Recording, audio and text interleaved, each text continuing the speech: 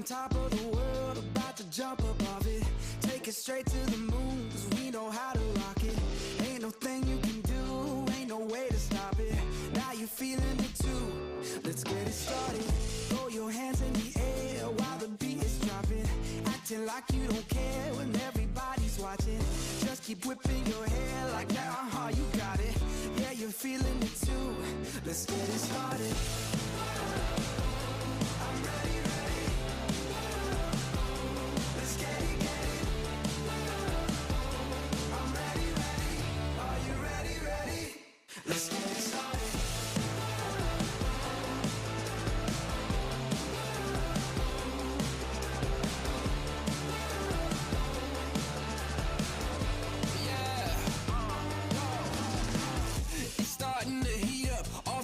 Off the meter, turn it up, blow the speakers, make them all to believers. Break through the surface, tell them open the curtains, give them all what they wanted. Yeah, now let's get it started. I'm ready, ready. Let's get it, get it. Yeah, I'm ready, ready. I'm ready. Are you ready, ready? I'm ready. Let's get it started. Yeah, yeah, I'm ready, ready. Let's get it, get it. I'm ready, ready. Let's go. Are you ready, ready? Let's get it started. Let's get it started. Let's get it, get it. Let's get it started. Let's get it started. Let's get it. Yeah, yeah, yeah. Give me something new. Time to break loose. Take it to another level. Now we on the move. Shout if you coming with me. Going over the limit. On your mark, keep it steady. So tell me, are you ready? I'm ready, ready. Let's get it, get it. I'm ready, ready. Are you ready, ready? Let's get it started. Welcome, ladies and gentlemen. Tonight, the drivers tackle the Brickyard. This being at the Indianapolis Motor Speedway, and drivers are excited to attack this course. I missed the last couple of weeks, but I'm excited to be back. There was some great racing action these last couple of weeks. Got to see Keith Bradley winning that Talladega. Last week, Nashville Fairgrounds had a spectacular run where that is Stephen Thomas finally cracked into victory lane. Cannot wait to see what's going to happen here for the Pulse Poppers 200 at the Brickyard. Thank you, ladies and gentlemen, for joining us here on LSRTV. My name is Sam Dyer. Joining me is that of Kevin England with that of LSRTV Studios, giving you all the graphics and track cameras as we are going to be watching NASRA Triple M Pulling Truck Series Season 4, race number 12 here tonight. And Kevin, you've been here the last couple of weeks. It's been some great racing action, but coming to the Brickyard, this is going to be a different beast than what they've been handling these last 2 weeks. Yeah, the fairgrounds are behind us, and I have to say, I love watching the fairgrounds racing with the bumps and the short track, rubbing and bumping and whatever. But here at Super Speedway Racing at the Mecca, the place, the Indianapolis Motor Speedway. What can you say about this racetrack that hasn't been said? And to watch these drivers navigate this racetrack, and you know, as much as they love the history of it, the one thing that they're not going to love is the track surface. Sam, it really wears the tires out here. That's going to be the story for tonight. 4 corners that these drivers are going to be having to tackle, and it is this course is going to be absolutely a handful for themselves. Is currently under practice conditions that we're going to be having qualifying for the drivers, and then we will have our 85 laps here tonight. I think, Kevin, that's going to be the interesting thing. This has a ton of super speedway aspects of this course, the long front stretch and back stretch the drivers are going to be dealing with. But those little short chutes also are going to be dynamics that the drivers have to handle. But 2.5 mile in length is each lap. Kevin, what are the drivers going to be having to worry about here tonight more than just those tires? You know, running this racetrack, you go 3,300 feet down the straightaways, and then it narrows up and you have to get through that corner. Really, the place to build speed in this racetrack is off of 2 and off of turn number 4 to the long straightaways. You got to get through the corner in turn 3 and turn 1 and hit that 660 feet short chute perfectly to carry the speed to the straightaway. You know, it's a very strange racetrack. On the front stretch, it's almost like a tunnel running down there with the stands to the right and the pagoda to the left. And then it opens up on the backstretch. And, you know, there's 20 things we could talk about here. Pit stops, pit lane, the small pit boxes, they're only 47 by 14 foot wide. And just all the different facets make this an extremely challenging racetrack with not a lot of space to work on, even though it's a super speedway. Yeah, I mean, also that's going to be, the big factor is also pit stops. These drivers are going to still have stage breaks. Stage 1 going to be on lap 12, stage 2 on lap 26, and then we race it to the end of this thing. And coming to the end of the regular season, again, this is race number 12 of a 14-race regular season before we get to playoff racing action, which that'll be a 6-race playoff racing that's going to be happening there. But Kevin, we're coming to the end of this thing. We got Indianapolis here tonight. Then they've got Daytona next week. And then to finish out the regular season, it's going to be at Bristol. The drivers are kind of running out of races if they want to be hitting their marks. But the driver that hit their marks, last week's winner at Nashville Fairgrounds, Stephen Thomas, finally cracking into victory lane. I mean, I think for both of us, it was expected to happen at some point with the consistency that he's had, but finally able to get it done at the fairgrounds and in a spectacular fashion that last week was.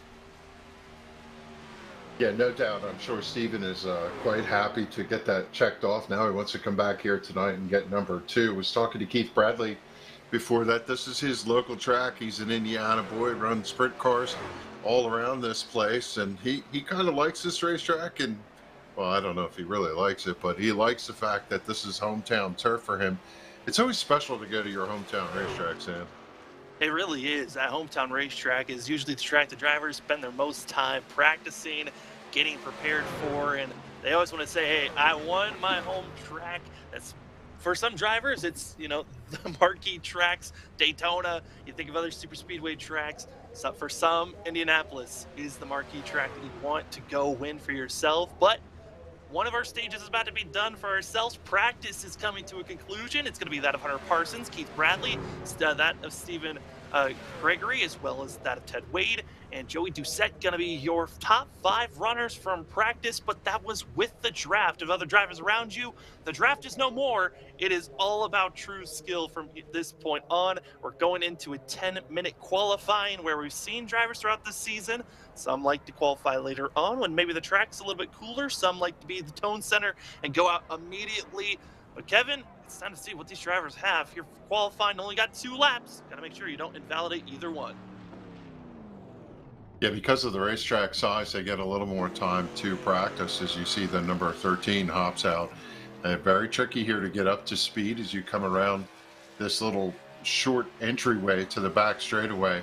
Drivers come up through the gears, and they've got to get on the racetrack cleanly without running off in the grass, but carry as much speed as possible. You'd be surprised how much of a difference this makes for the drivers getting up to speed here at this racetrack when they get over to the other start finish line, and it starts to pick up their time. Drivers getting ready and seeing the drivers preparing to get on track right now. Seeing the 13 going to be that of Michael McKinnon, going to be on course, getting ready to start his first lap. And a lot of these drivers with the new tire models and updates been going on. Some are saying that the first lap can be the faster one when it comes to these much bigger courses, just because of the heat that gets built up. See if this is going to be the key here as drivers are setting up for their first lap, and McKinnon's going to be the first driver. See what type of speed he's going to be able to put down, as about half the field is going to be on track right now immediately to see what they can put down for themselves for that of qualifying. Now, we're not going to have a graphic to show this, but do want to give note on the weather for these drivers. Ambient temperature is going to be 71 degrees outside, and then the track temp going to be 84 degree Fahrenheit, as that's your ML performance, that of weather conditions. But I want to say here, I mean, Kevin, that is some really nice weather for these drivers. Tons of grip out there for them to work with. Yeah, you couldn't ask for a better track position and track conditions. And you see a little bit of overcast, which is going to cool the track off and give them a little more grip as McKinnon comes down to complete the lap. 53.105. They've run just about a tenth faster that in practice when they were putting down their times. They'll go ahead and run lap number 2. I think he missed the entry to turn number 3 a little bit over there coming off the back straightaway. Now the truck looks like it picks up a little bit of a push. It's sideways up off the corner, trying to carry that speed. He should be doing about 180 and change. Coming down here in the corner, 181, 82, 83 we see before he backs it down. And again, not down on that white line there where you could find some speed. Drifts up to the wall in the short chute, turns it down, and he's going to come back to the front straightaway. And we'll find out if he's going to best the 53.105 lap this time by as he comes through that canyon that we were talking about to the start-finish line, complete lap number 2. Across the line, lap 2, going to be bump up to 4th place. Going to be that of Michael McKinnon with a 52.875 is going to be the time for the 13. Not good enough for that of the Blanchard Towing Pull Award. Currently, that's going to be held by Brady LaBeouf, last season's champion, who is in a comfortable position currently right now, besting that of Christopher Blanchard by 41 thousandths of a second. But let's take a look here at Cody Knott. Going to be seeing what Cody Knott can do in that Pulse Poppers 26 machine. A lot of poor luck has been on Cody's side for the majority of the season. He's hoping to turn this thing around, trying to make sure that he is inside of the top 16 in points going into the end of this regular season. Again, we got tonight's race, Daytona and Bristol, and that's it. And then we get into playoff racing action for these drivers. But for Cody Knott coming across the line, we'll see what the 26 can do for the first time for himself.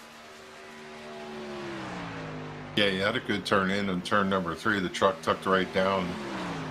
Now he's a little wide here in turn number 1. Slides the truck up a 52.839 that lap. Put him 6th fastest on the provisional, and he's going to scrub. I think he's pretty confident that he missed turn 1, and he's going to just run one and done for the number 26 of Cody Knott. Now we have Taylor Peacock in the Outrage Designs number 81 Chevrolet. He comes down the back straightaway. We'll watch his turn into turn number 3, up a little higher. You know, you can run that middle lane through the dark part of the groove there, Sam, and carry a lot of speed, but a lot of drivers like to get right down to the bottom of the white line, similar to where he is right there. It's all about coming off this corner here, and whether you drive in late or drive off hard changes the way you want to do the entry. You know, trying to figure out how to carry that momentum the most that you can, as Peacock's first lap going to be 13th on the board with a 52.972. See if he can try to best the time, but new front runner, top of the board, going to be that of Tyler Dittmer, completely taken away. Keith Haney now going to be topping the board as some of the drivers that waited for later on in the session are now putting down some of their fast laps. And what's interesting, usually when we watch qualifying, it would be seeing the drivers in the later portions of qualifying, the track would cool off. The complete opposite is actually picked up a degree on the track temp, so the drivers recognizing they've got to get out on track now if they want the maximum grip to be working with.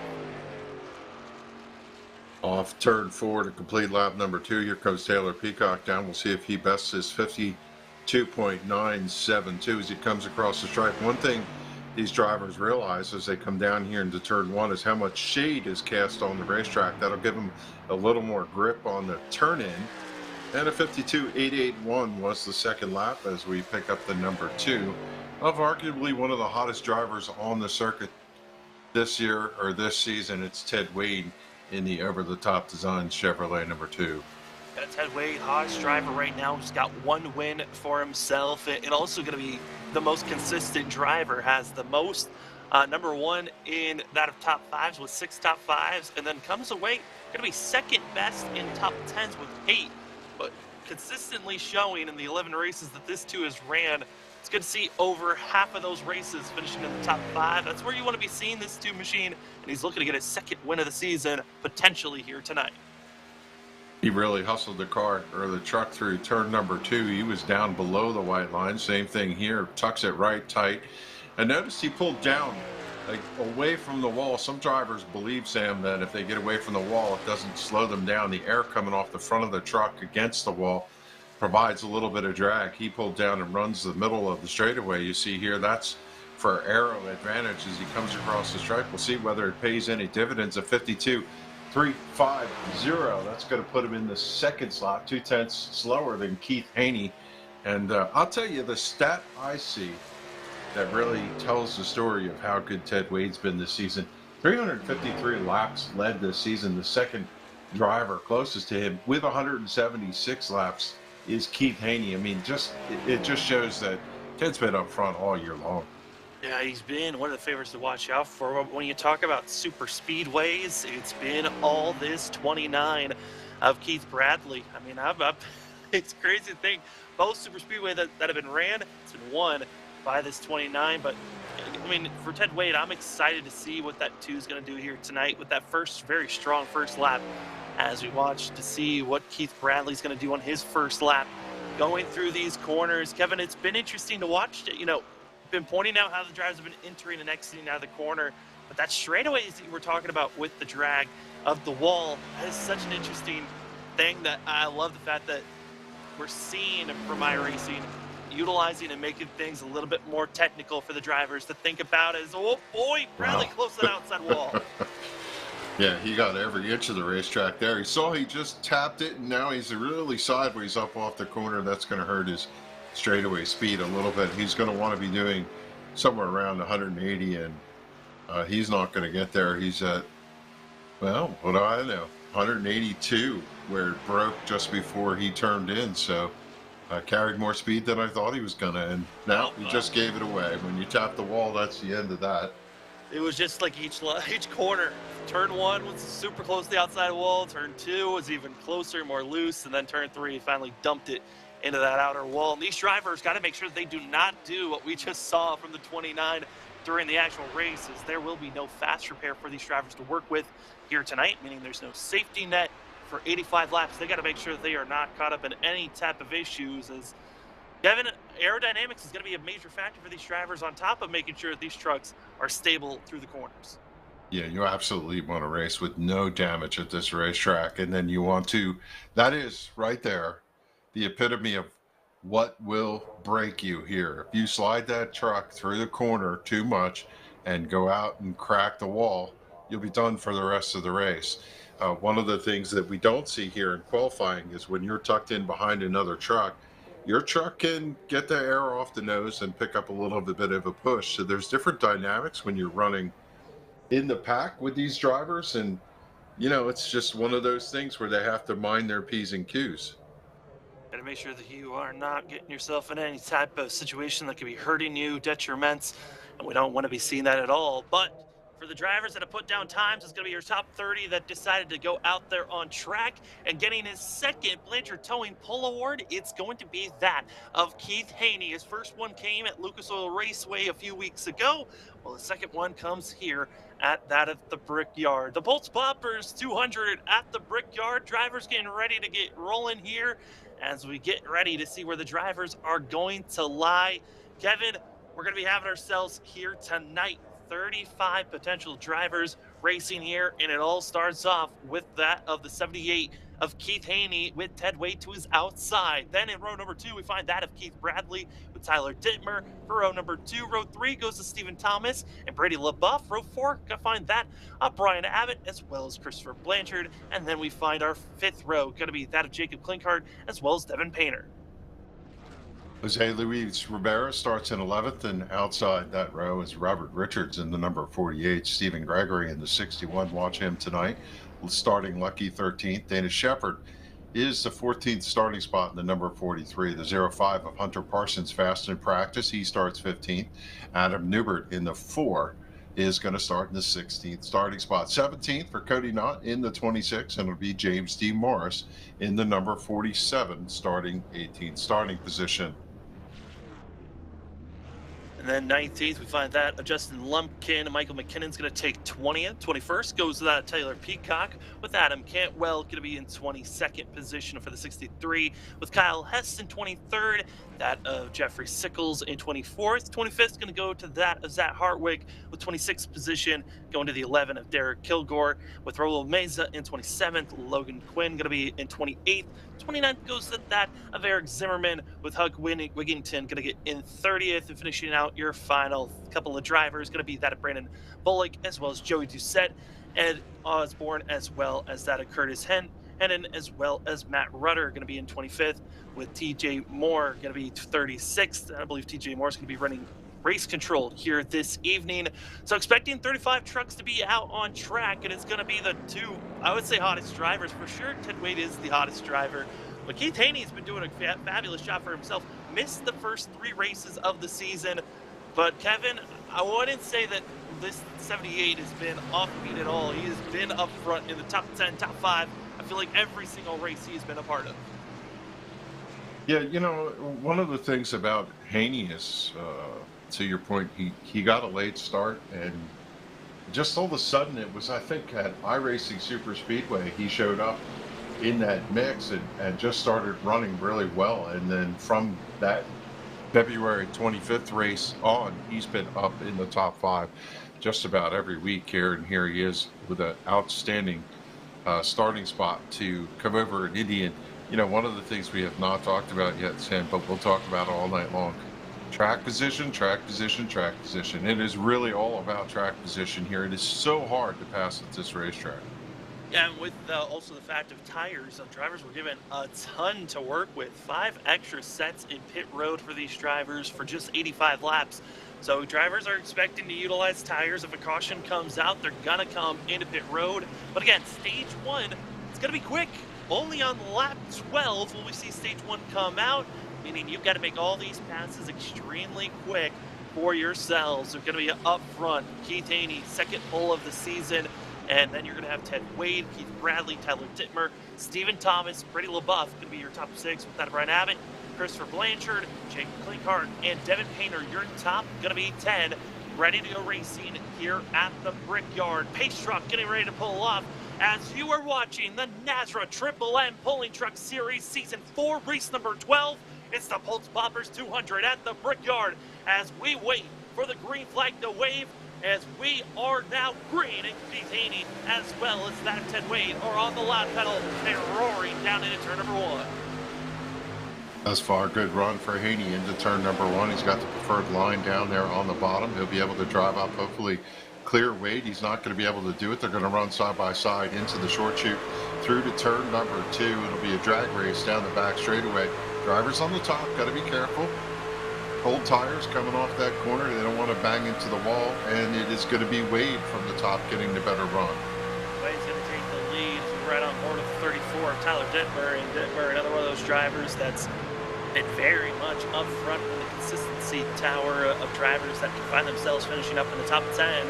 Has to go over the top 29 of Keith Bradley, but in the 3rd place, and our top 4 have done a great job of getting themselves single file out for themselves here for lap number 1. It goes to Ted Wade, and back to what you were talking about there, Kevin, leading more laps than everyone else, and that's another one that goes onto his ticker board. Yep, cha-ching, one more in the bank as Wade runs through the, looks like cloud cover came through. You don't see as much sunshine on the racetrack right now. That should help the drivers with a little bit of tire conservation, so the tires won't get burned off. You can see everybody pretty much gets single file. Now it is about trying to get as much position as you can while the trucks are close.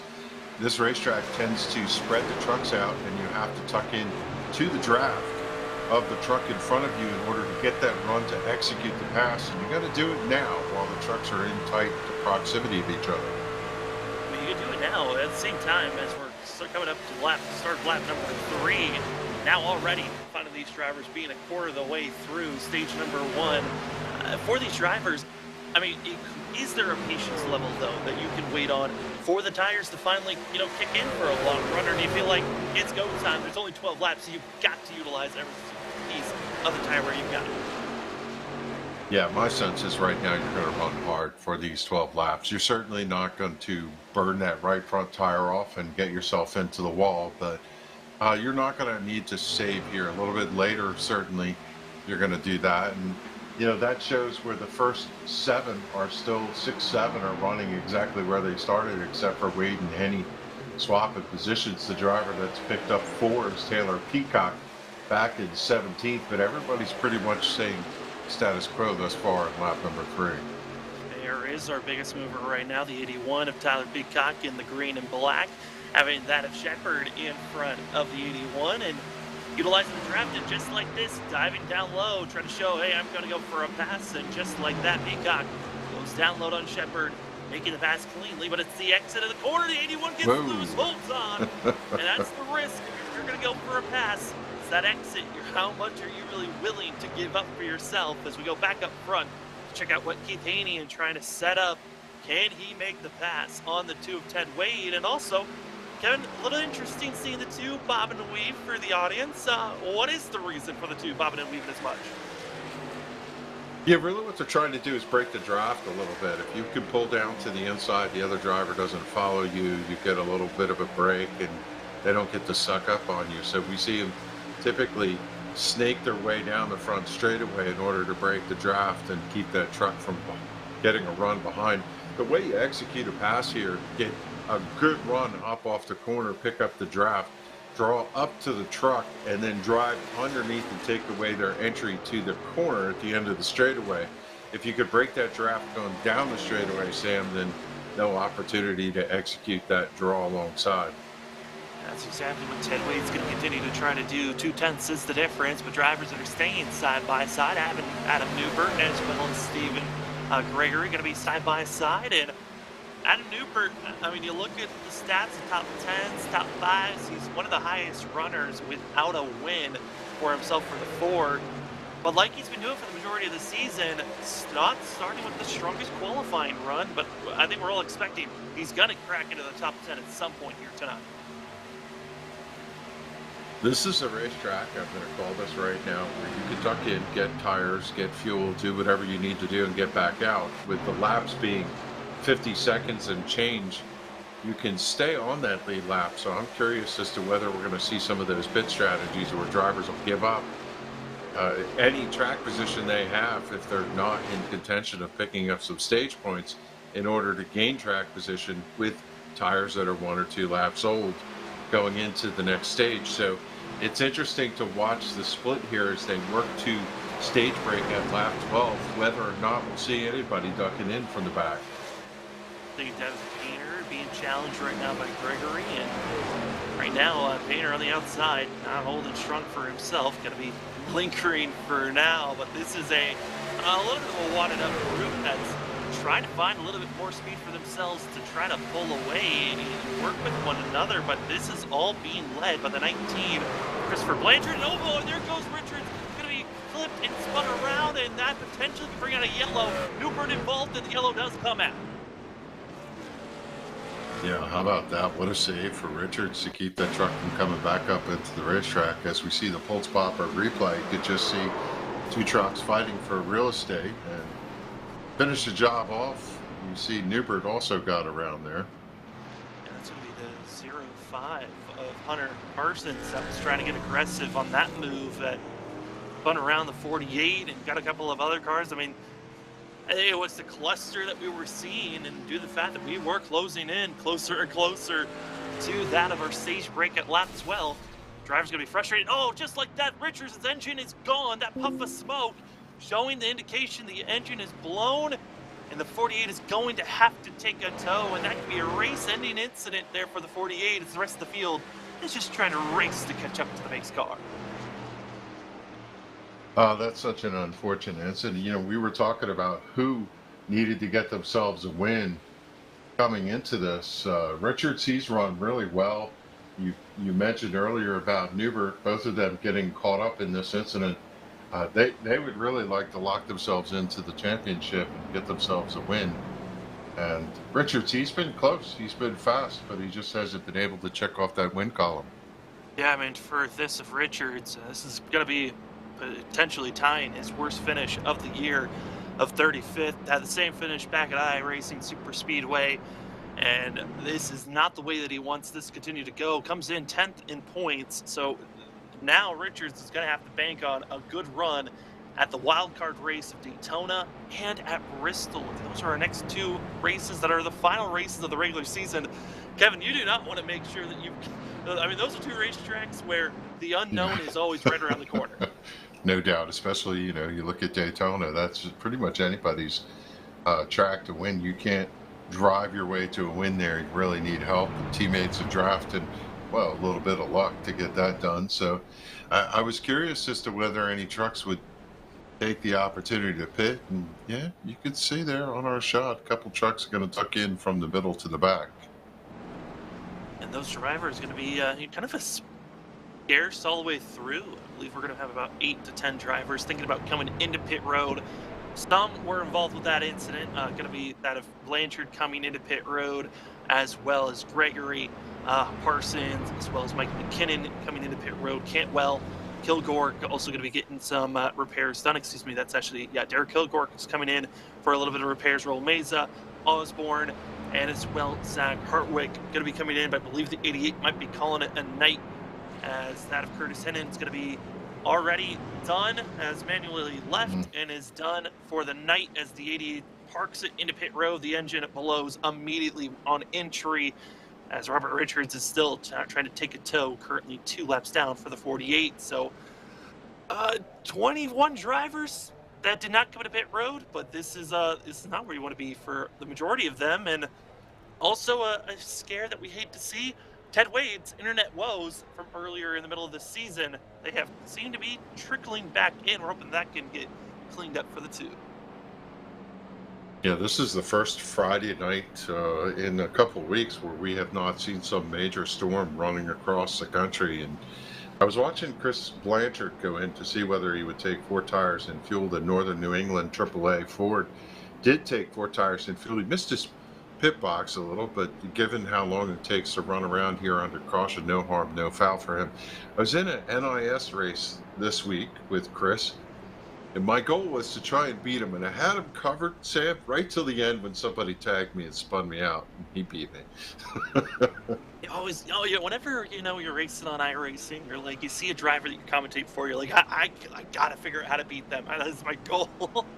Yeah. Or just at least be competitive with some of the drivers that you race with. And those are always fun moments, and you love to see it as us as commentators, the drivers, even real life drivers. If you want to have an opportunity to race with them, go to iRacing.com for an opportunity to go race with some of the drivers that we commentate for, and also some professional drivers come on there every once in a while. That is always a treat when you're racing and you hop into an official race and you're like, oh, I know this driver from TV, and somehow have an opportunity to race with them. Well, that's a great storyline. If we notice Blake Lothian is not in the field here tonight, but he ran Martinsville in the truck race last night, finished 28th, 2 laps down. I was listening to his spotter, and I just enjoy hearing what it took for him to get acclimated to stay out of trouble, all the challenges that they had and how they overcome it, and congratulations on, I think that's his first truck series start there at Martinsville, and it was pretty cool to see one of our own NASRA out there in the spotlights at Martinsville Speedway. It really is always a special thing when you see drivers able to take some of the skills that they have from iRacing, try to utilize it in the real life world and try to translate it. But it's always a cool thing to see.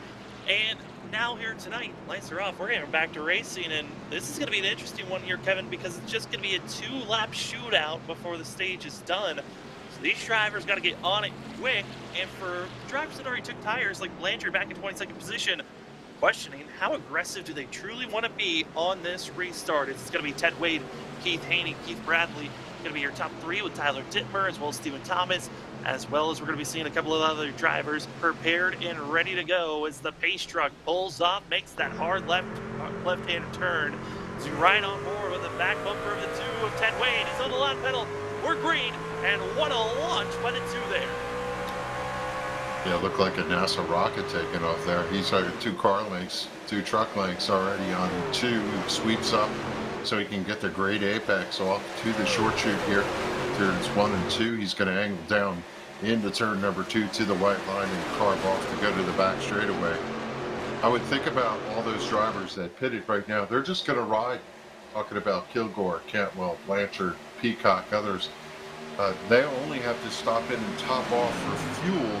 No tires next time around, and I would expect that's going to get them a little track position. But we're going to see a little scramble here for a lot of these drivers looking to see if they can get their way to the top 10, held by Rivera right now for stage points. Yeah, top 10 get those stage points. If you win, you get 10 points. Second gets 9, and it continues to trickle down. But making the sign into pit road, it's going to be last season champion Brady LaBeouf making a last dip into pit road, trying to make sure he's got the best opportunity for tires and fuel potentially here. as that is I mean, I was not expecting to see this type of a call, but an interesting one, Kevin, here. We noted on it, he can come into pit road, take tires and fuel, he will not go a lap down, but this is going to be putting him behind some of the drivers that already came to pit road during our yellow. Yeah, and Brady's got to win on the season, so it's not about that.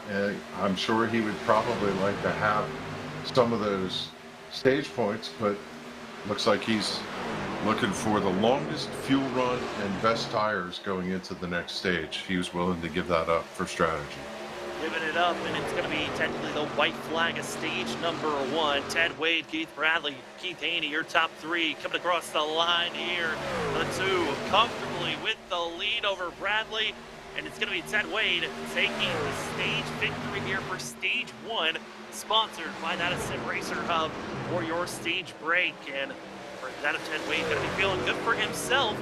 It's going to be the 2 of that of Ted Wade, Keith Bradley, Keith Haney, Tyler Dittmer, Steven Thomas, Jay Clickhart, as well as that of Brian Abbott, Devin Painter, Jose Luis Rivera, and Justin Lumpkin. Going to be your top 10 drivers here for stage break, getting those stage bonus points. We're going to step aside when we come back. Drivers expect to go into pit road, and we'll see how pit stops change things up going into stage number 2.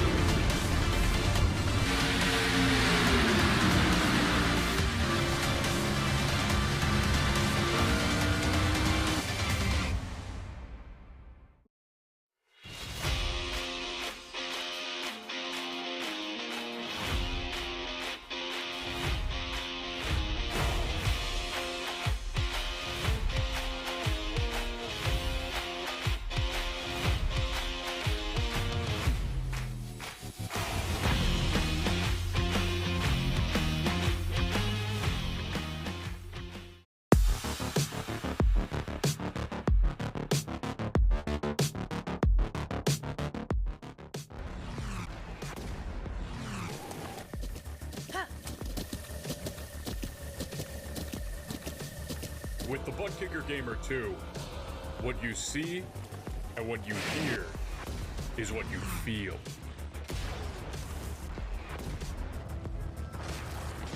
Butt Kicker. The future is feeling.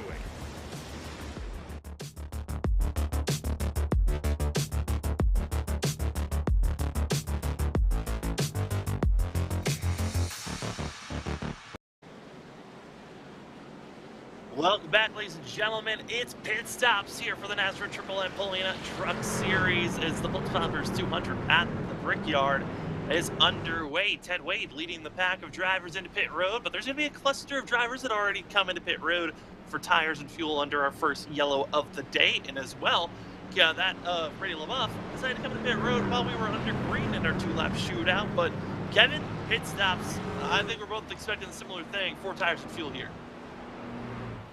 Yeah, this is a complicated pit road. It's really narrow. It seems forever long, and you wait until you get to your pit box, and hopefully you don't miss it.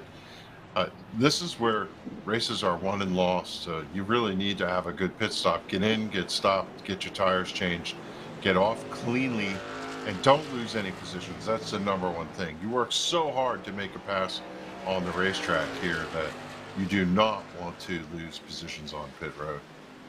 Well, coming out of pit road, a driver did lose at least 1 position, and that's going to be Keith Haney, going to be losing a spot to Steven Thomas, and then a couple of other shifts going on. But up front, it's going to be the drivers that decided to pit under yellow, that being Christopher Blanchard, also Adam Cantwell, Taylor Peacock, and Rolo Meza, going to be your front 4 drivers that came into pit road under our first yellow. That of Huck Wigington, though, did not pit during either the yellow or this stage break. The 00 was very much off the pace. I'm going to get concerned on this restart if he is not given an EOL. And then Brady LaBeouf, who pitted when we were under green on lap number 10. But now we got the rest of the drivers that are going to be from 7th on back, going to be on the drivers' freshest tires they're going to be working with. As well, want to give an update. 3 drivers have called it a night already. That is Zach Hartwig, Curtis Hennon, as well as Robert Richards. Going to be the three drivers that are going to be done for. As I got to say, Kevin, this is going to be an interesting restart for these drivers. Yeah, no doubt. And I see Huck Wigington stayed out on the racetrack, so we'll see how that works. We have a couple different stories going on from tire freshness. Everybody just pitted on lap 14, as we saw. The massive part of the field waited until after the stage, from 7th on back where Ted Wade is. Then you have Brady LaBeouf. He pitted on lap 11. The other drivers in front of him, Blanchard, Cantwell, Meza, and Peacock, pitted lap 8 and 9. So they're working on tires that are 6 laps older. But to the point, I don't think they ran that hard. They probably ran, caution laps or get up to speed kind of laps out in the back there. So I suspect these guys will be able to hold their own. Well, bring it in very quickly here as we're hitting the back stretch. Got Jacob Klinkhart with us. Jacob, what are you thinking? You're going to be further back in the field around that of 10th and 12th, 11th and 12th position. What's going through your mind being back here in the middle of that? I'm not too worried. This is where I started, so I was working my way back up at the end of stage 2 and hopefully get a good finish and get some extra points. How difficult do you think it's going to be, especially working with drivers going to be on older tires in front of you? I'm not too sure exactly. I don't think it'll be a huge problem, but I'm just going to take my time and be patient with it, and when I see the opportunity, I'll take it. And that's going to be the 5, Jacob Klinkhart with us. Thanks for joining us, Jacob, and good luck here for stage number 2. Again, stage 1 and 2, both going to be sponsored by that of Sim Racer Hub. Drivers getting ready to go. Again, front 4 are going to be on the oldest of tires, going to be that of Christopher Blanchard, Adam Cantwell, Taylor Peacock, Rollo Meza. Then a driver that has not pitted at all today, going to be that of Huck Wigington in 5th. 6th going to be that of Brady LaBeouf, who pitted back on lap 10. Rest of the field, they just came in 2 laps ago. We'll see what the tire difference, the different strategies, because they're all going to be racing for 10 laps, stage 2 on lap number 26, and we are green here for that of the Pulse Poppers 200 at that of the Brickyard, and immediately Blanchard, Peacock, they're gone, heading down into turn number 1. You got one truck through the cones down there. I'm not sure who that was, but tense moment for the rest of the field.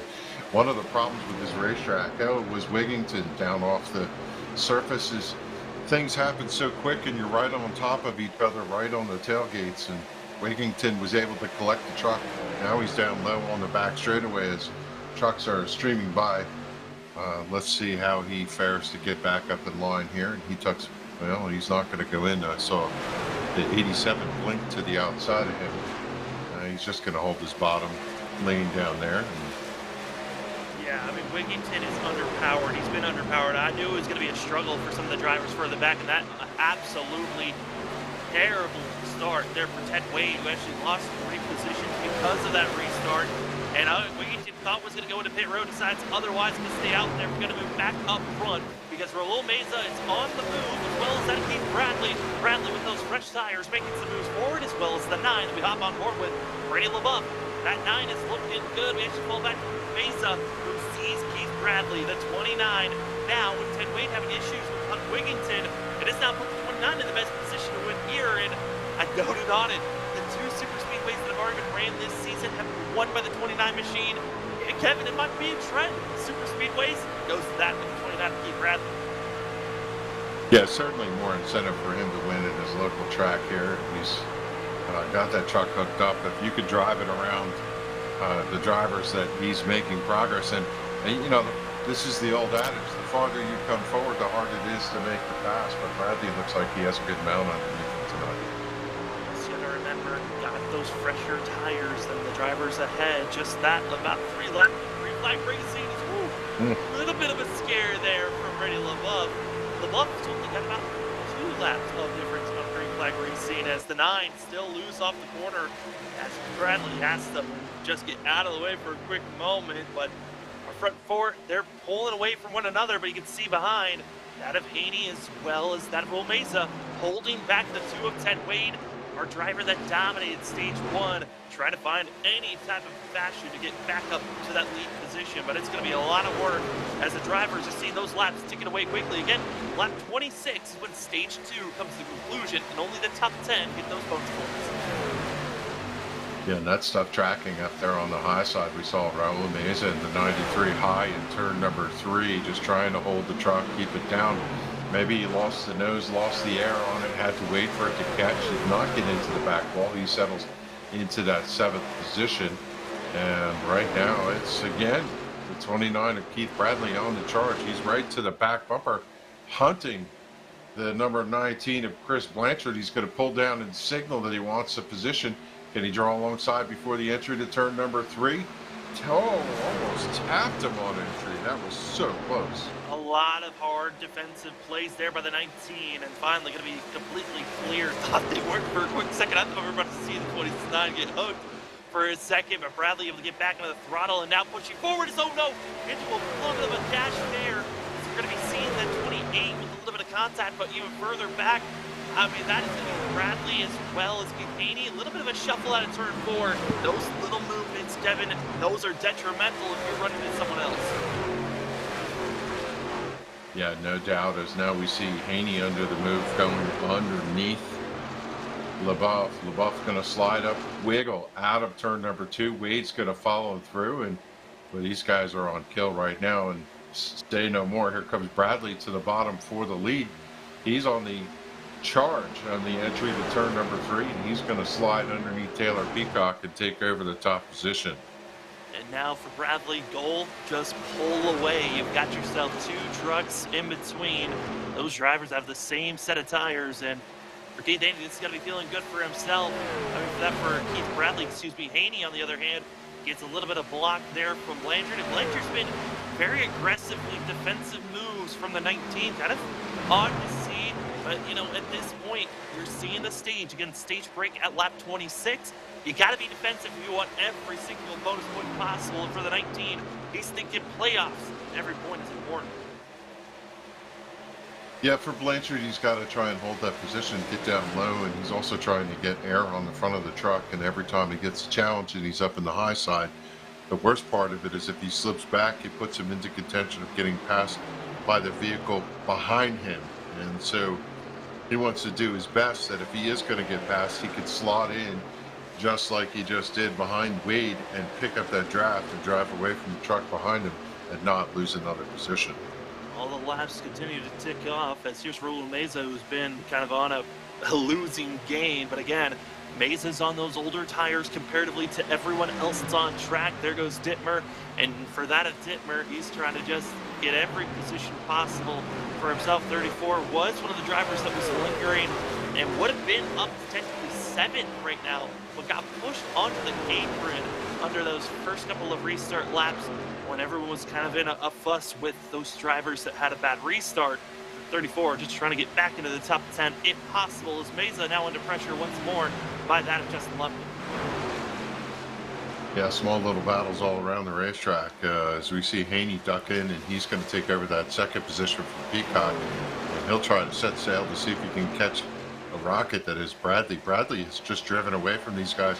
Biggest lead we've seen. He's almost got a half straightaway lead over this 78 of Keith Haney. 1.5 seconds is the difference between 1st and 2nd, and that big gap, I noted on it just because he had the difference of 2 trucks behind him that were on older tires, were able to hold off Haney and Ted Wade, as Wade now moves up to 3rd place. And this is a massive game for themselves, able to really start making some pushes and advances forward. But at this point, now that there's no draft for Haney, it's on raw speed. Can he catch up to Keith Bradley? If we look at the updates of the drivers who had worn tires, Raul Meza, he dropped to 13th. He had pitted on lap number 8. He's still up 14 positions, so he's to the good where he started.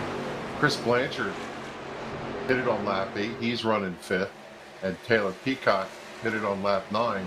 He's up 17 positions, running in the 4th spot. So for whatever it's worth, this is a good parlay for those guys. And Stephen Thomas draws down underneath coming into turn number 1 of the 19 of Blanchard. And last week's winner now starting to make some presence coming into the top 5. 2 laps to go. Technically, you could say it's about a lap and a half. So take a look here at the track map and see where the drivers are lying Majority of the field still clumped up. You might be wondering, the 00 so far off. That's going to be Huck Wigington, who is all on his lonesome as a bunch of drivers trying to duck down low, follow Ted Wade's draft, as well as Taylor Peacock trying to defend for himself over that of Stephen Thomas, as we're coming up to technically would be the white flag of stage number 2. It's all Keith Bradley, Keith Haney, Ted Wade, your front 3, and everyone else behind trying to find some issues. As into pit road, it looks like Blanchard might be going with the strategy call as he had to go onto the off-axis road. Yeah, you see a couple drivers ducking in here. They're going to go get that service and put themselves in the position, give up stage points. I think that's a pretty reasonable call here, waiting as late as they did. We're going to see how that plays out for them.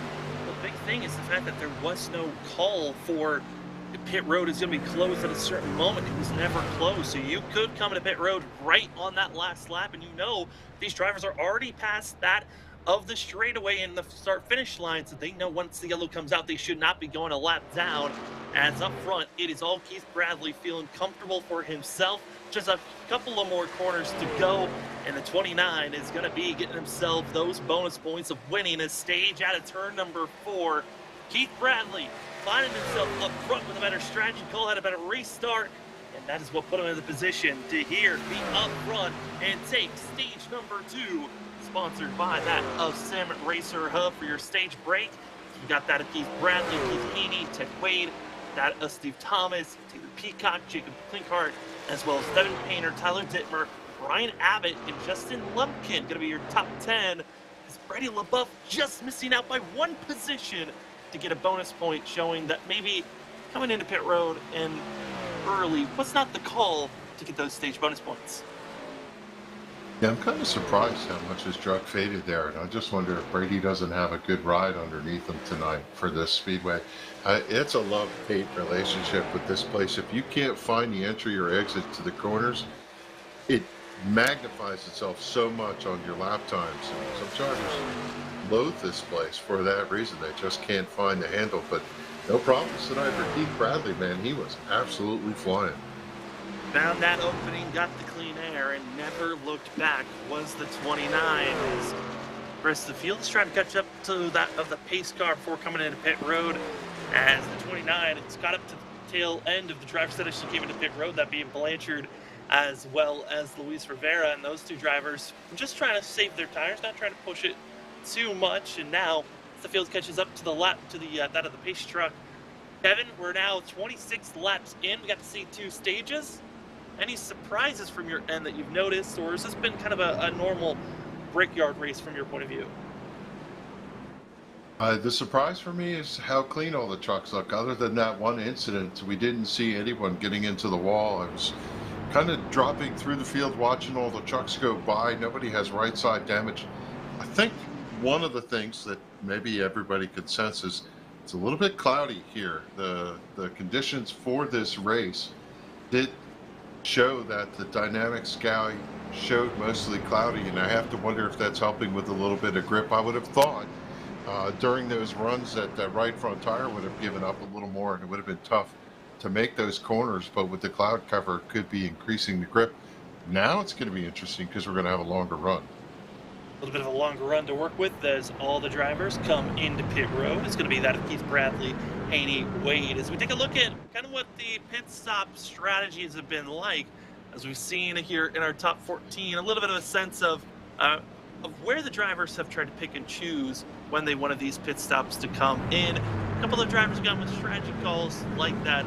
I've seen the drivers of Keith Bradley, not Keith Bradley, but seen LaBeouf and a couple of others trying to make those early stops. Curious on how they're going to be working with that, but now you see Raul Meza, Blanchard, them coming into pit road right on lap 26. They're going to have a little bit of a deficit to work with for themselves, but now with this being a little bit closer, I'm interested for that of Meza and Blanchard. How well are these tires going to be able to react now that they're only just about 2 laps, not gray flag racing, but just pacing speed, a little bit quicker than usual and not as aggressive on those tires on this next restart.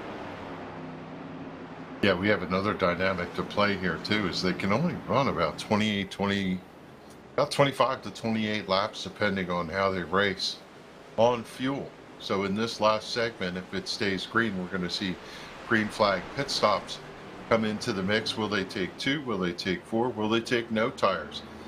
There is no way to call this race yet, because the strategy of the race is going to unfold right before our eyes. And as well, majority of this field is going to be having just 3 sets to work with from here on out. So if we do get a lot of cautions to come out, they feel like, hey, I'm going to get some tires, feel like that's going to be the best opportunity for me to carve my way through this field. Get a couple of opportunities to go in, put on extra set on, and try something a little bit different. As up front, Jose Luis Rivera, that of Christopher Blanchard, going to be your front 2. They are the only ones that are going off strategy on this restart, compared to last time we had 5 drivers decided to go off strategy. So I think everyone kind of recognizing maybe those differing strategy calls weren't the best thing, but a couple of the drivers coming into pit road, I think this might be a little bit of come in, top off with fuel, make sure you're good, maybe stretch it out a little bit further. I think this is that part of the race where, as a driver, you take a collective pause, you evaluate your 2 stints, you realize that the stage races were great, you could run as hard as you want, but now you have to run that second half of the race that gets you to the finish, figure out the strategy. And we'll remind everybody that while in the real world they have a crew chief, they have a spotter, they have all of those things, typically in the sim world it's the driver making the calls, making the strategy, figuring out things as to the tactics of it. And I think this is a great pause while they ride around here thinking about that. How are they going to play the rest of the race out? They're doing what you said a moment ago, looking at those drivers who pitted before the stage and seeing how they fared, and they're doing the math and the calculations. It's a challenging thing to do as a driver. I mean, you're thinking, okay, if I take, what net gain can I get in positioning? I was running back in that of, 15th, 16th position. If I try this different strategy out, this could probably put me inside of, a top 10 potentially of 10th, 11th. That's about 4 positions I could be gaining just by making a different strategy call. That might not be a race winning call, but at least it can give me a couple of more extra positions. And that's what you're always looking for. Is you look at the stops that these drivers made. Everyone has made 2 stops. A couple of our bigger movers, going to be that of Jose Luis Rivera up 10 positions, as well in 9th. Going to be Peacock up 12 positions. And our biggest loser of the night going to be all the way back in 28th spot, where we find that of Brian Abbott. But up front, drivers are getting set. We're ready to go. There is no more stage racing. It's all about who's going to win here for the Pulse Poppers 200 at the Brickyard for the NASRA Triple M Pulling Truck Series. We are green as Jose Luis Rivera is on the go as they head down to turn number 1. But there's already the 29. Bradley's on the go, bud. Bradley down there on the white rumple strips, he runs wide, a little bit of a sweep. Blanchard to his outside. He's got to be careful with this run out of turn number 2 as Rivera is clean air. Bradley slips a little bit. Blanchard going to get the better advantage to the top side. Really needs to clear him getting down there to turn number 3, and I think he's going to get to do it. Here's the thing, though. Blanchard has been, he's got a slightly fresher tires this go around, and he's willing to be aggressive on the defensive moves for the 19. And those defensive moves have made me head scratching at times, wondering if he's willing to throw away this race with some of the blocking and moves he's willing to make. But right on the back bumper, here comes the 29.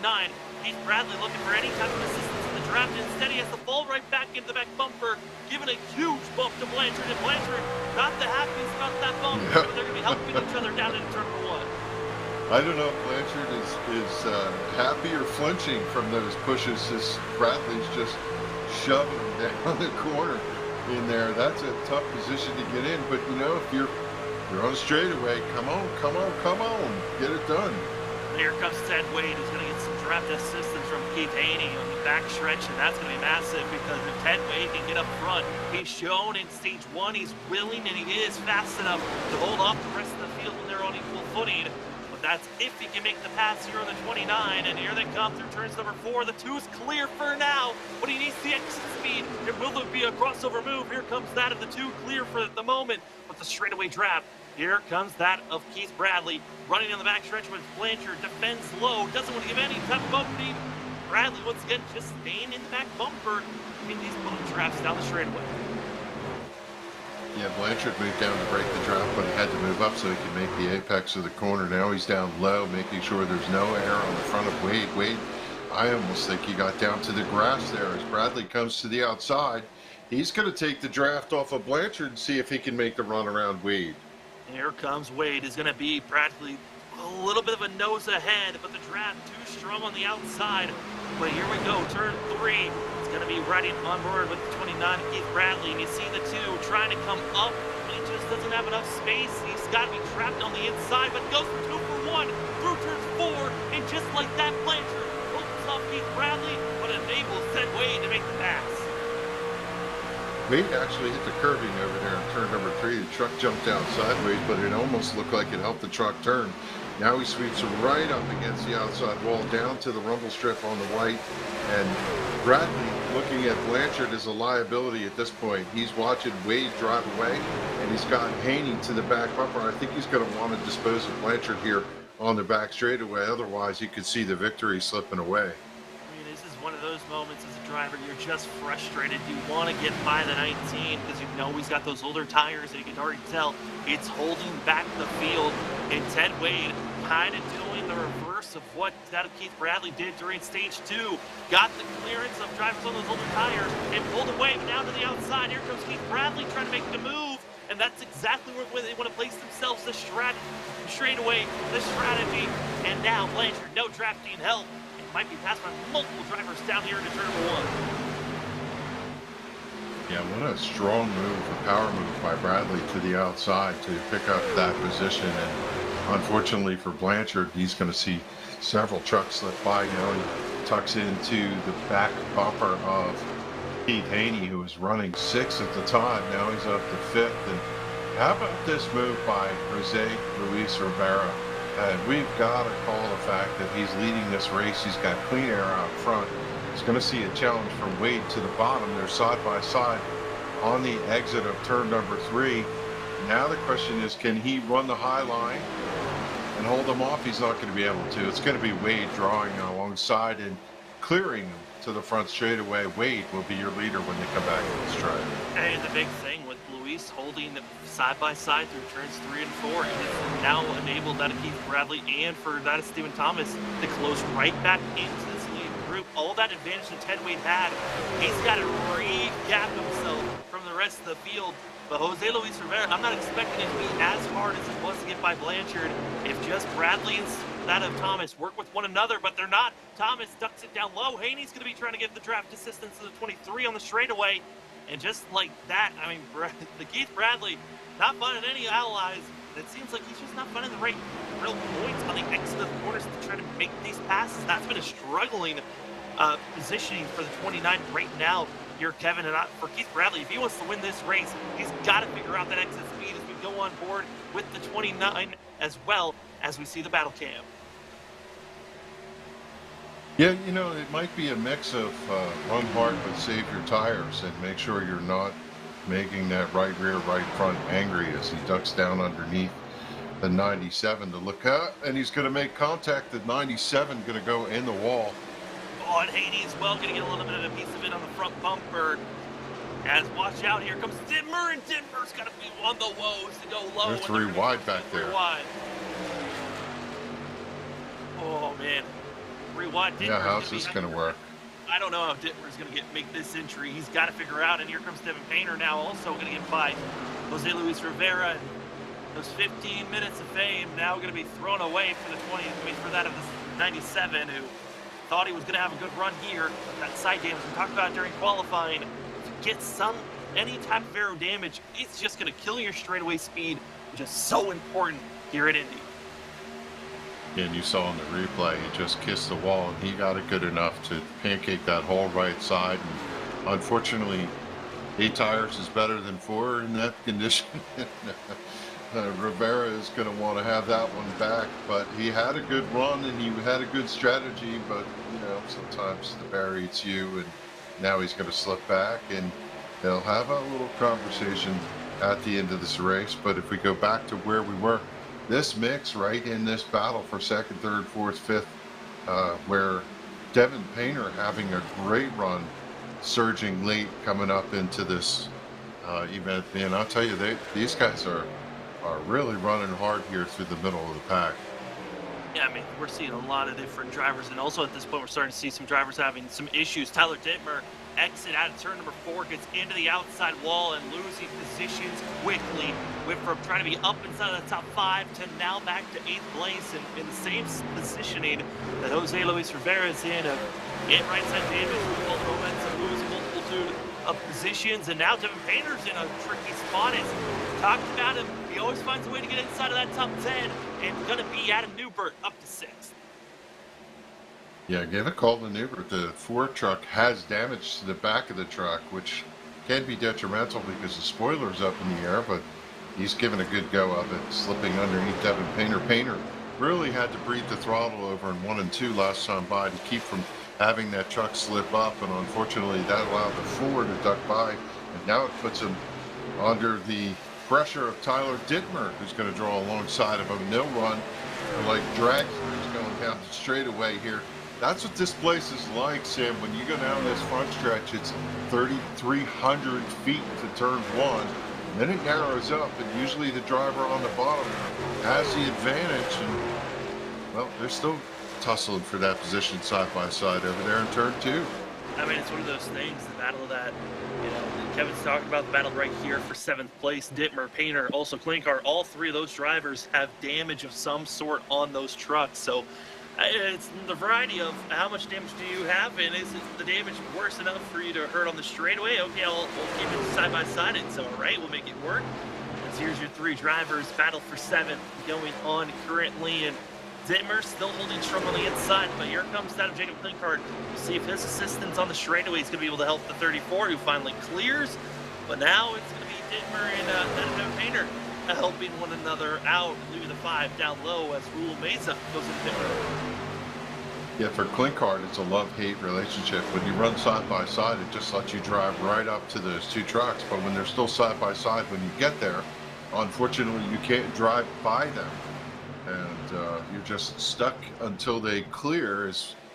That was actually, I want to take that back. That was actually Blanchard that I saw going to pit road. Mesa still out on track. Miscall on my part, but into pit road is the 19 getting service done.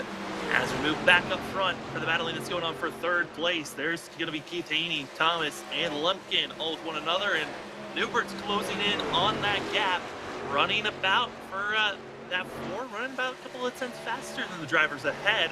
But of the 4 drivers here, it's actually going to be Justin Lumpkin that is the fastest truck of those 3. And we'll tell you, if you're watching live over there on YouTube, we put a little poll over there. Who do you think's going to win this thing tonight? Give us a shout out. We're going to say hi to Dan and Dan watching from Seattle. We got a bunch of different people watching on the different venues as we broadcast the NASRA Triple M Truck Series live from Indy. And what a race it's been so far. It's Ted Wade out front right now as he comes down the straightaway. He's going to catch the Christopher Blanchard truck who just pitted, and I'm curious as to whether he'll have enough speed to get by him as you watch these trucks go down the front straightaway. Still, I think, Sam, with the pit strategies coming, it's anybody's race.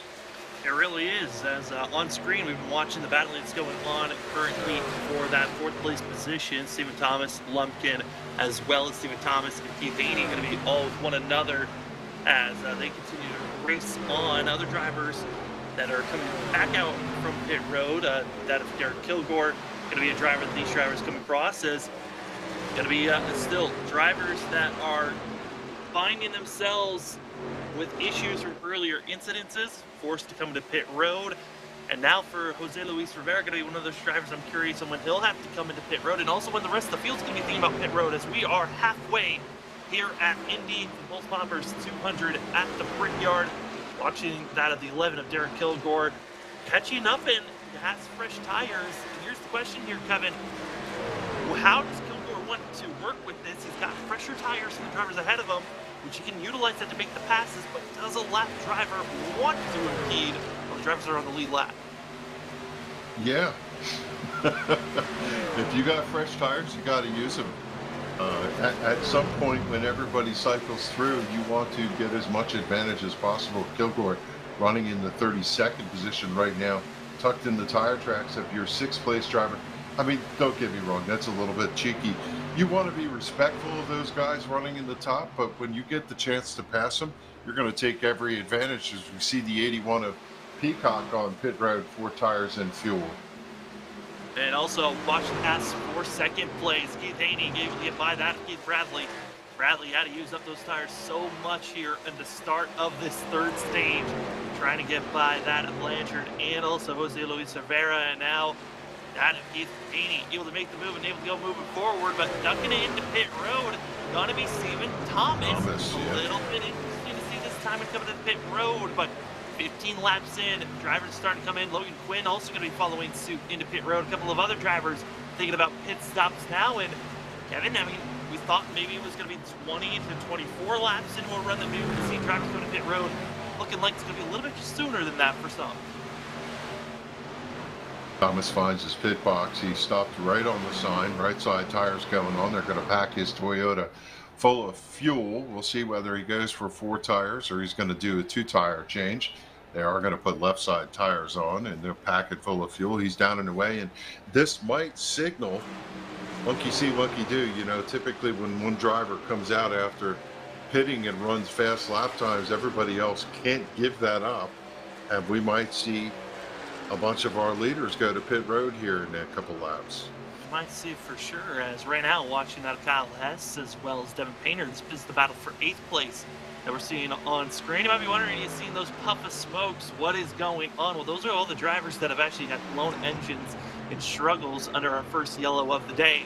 They are still sitting in pit road, and that's why plumes of smoke on the straightaway soon to be indicating, hey, there might be an incident there. Well, no, it's just drivers on pit road. And Tyler Dittmer, who had gotten into the wall, he's got to be concerned as old Painter almost gets out of trouble out of turn 2.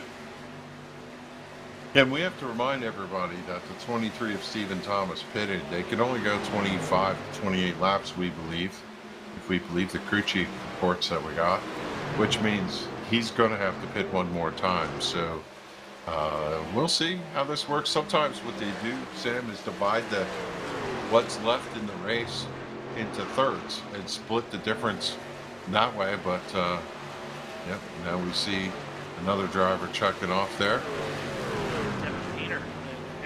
And for these drivers that are coming into pit road that have side damage, I'm curious on how many of them are thinking about maybe staying in a little bit longer, try to get those damage repairs done at this point, or if you have to just stick with the damage that you have and hope that a yellow comes out. So at that point, you can come in and get damage repaired. I just noticed Stephen Thomas hit the wall over there on the entry and scraped the right side of that number 23. My sense is the 64 was involved in that early incident with the 48 of Richards, and he probably had the damage fixed earlier. You certainly don't want to get your damage fixed.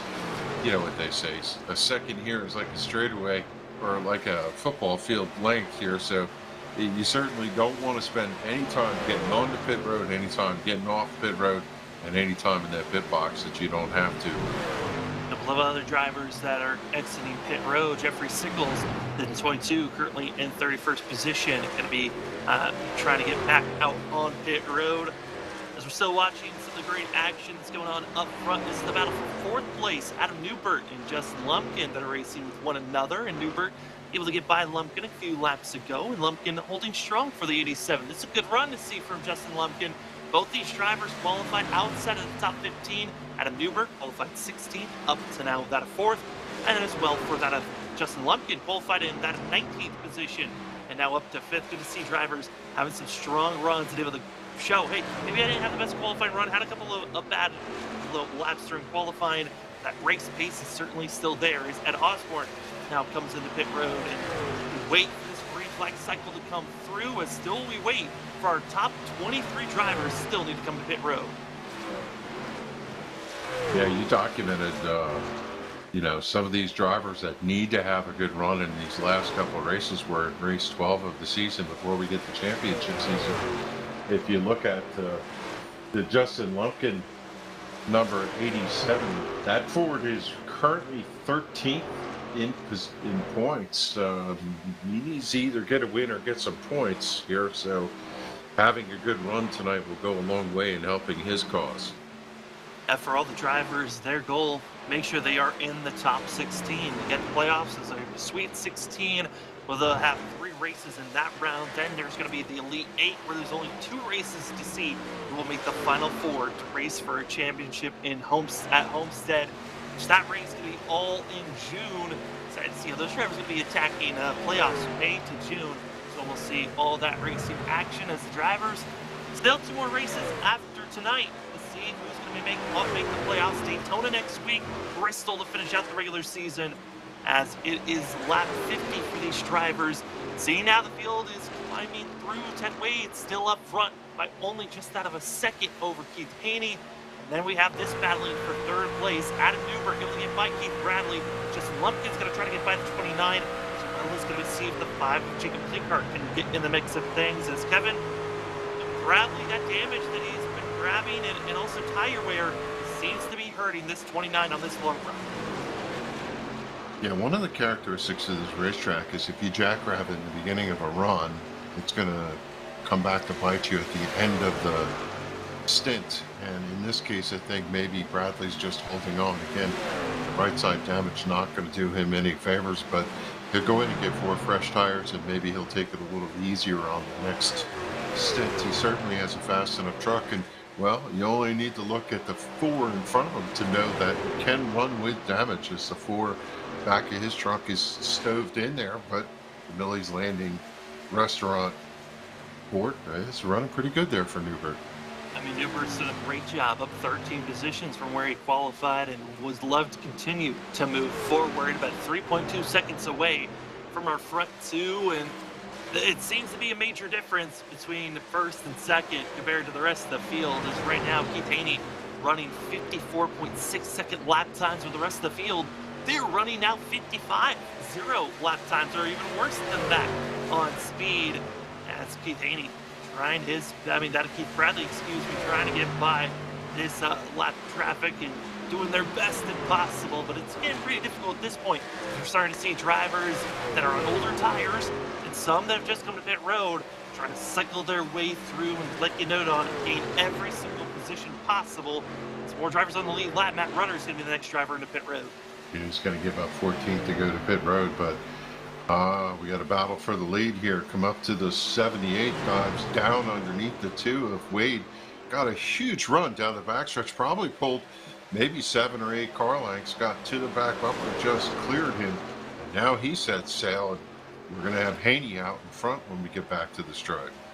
Derek Kilgore, who's been just lingering behind these leaders for the majority of his run after coming into pit road, still staying behind, and helped that of seeing the 78 get the draft to move forward. And now a new leader, like we noted on Keith Haney. Even with Haney having his struggles on the last restart, 78 has done a great job just staying mentally focused, pushing forward. But Ted Wade has been extremely off the ball. There has been a huge either tire struggles have hit the 2 in these last 3 laps, but he has been way off his pace for the last about 3 laps, and that is really what gifted Haney to catch up to the 2 and make this pass. Yeah, and certainly in the notebook you have to make mention that the 78 has the long run speed. He's not only driven around the 2, he's driving away from them. As fast as the 2 was all night, you could see that the 78 has a little something for these guys, and maybe tonight's the night he parks that thing in Victory Lane. Trying to find his way in Victory Lane, trying so many attempts. Again, came in late in the season for that of Keith Haney, and he right now is looking strong. Currently right now, trying to go for a very good run for himself. As the rest of the field continuing to wait and see who's going to come into pit road next, as majority, about half the field has decided to come to pit road. Still our top 20 needing to come in, but our leaders, they have been out on track for over this 25 laps on this stint.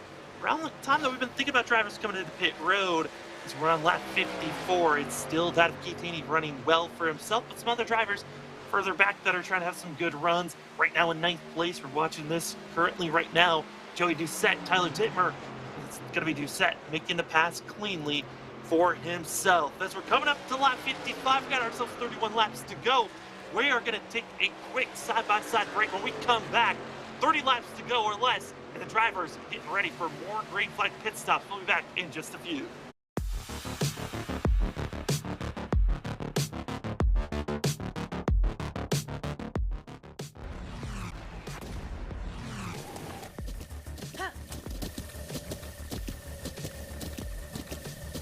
With the Butt Kicker Gamer 2, what you see and what you hear is what you feel.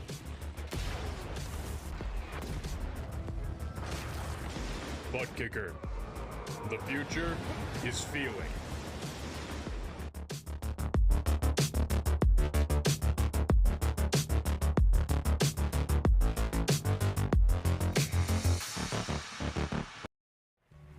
If recent storms have caused damage to your property, contact 811 before you begin your cleanup.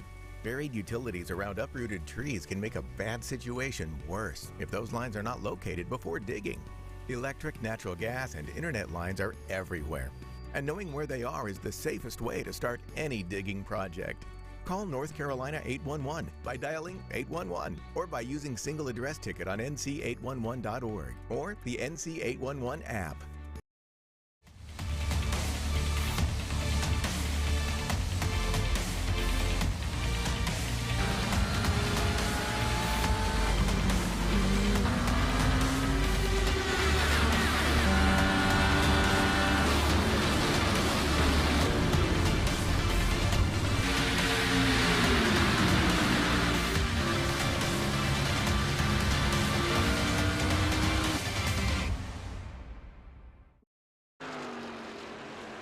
Welcome back, ladies and gentlemen. Less than 30 laps to go in tonight's race. You are watching NASRA Triple M Bully Truck Series here tonight for the Pulse Poppers 200 at the Brickyard. Currently, right now, trackside, these drivers, they're starting to see some green flag pit stops going underway. Ted Wade's coming in.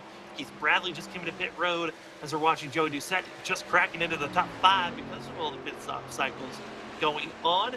As the drivers are getting ready for tonight's race, it has been a wild one so far. Stage 1 and Stage 2, mainly green, except for Stage 1 did have a wreck back on lap that of number 7.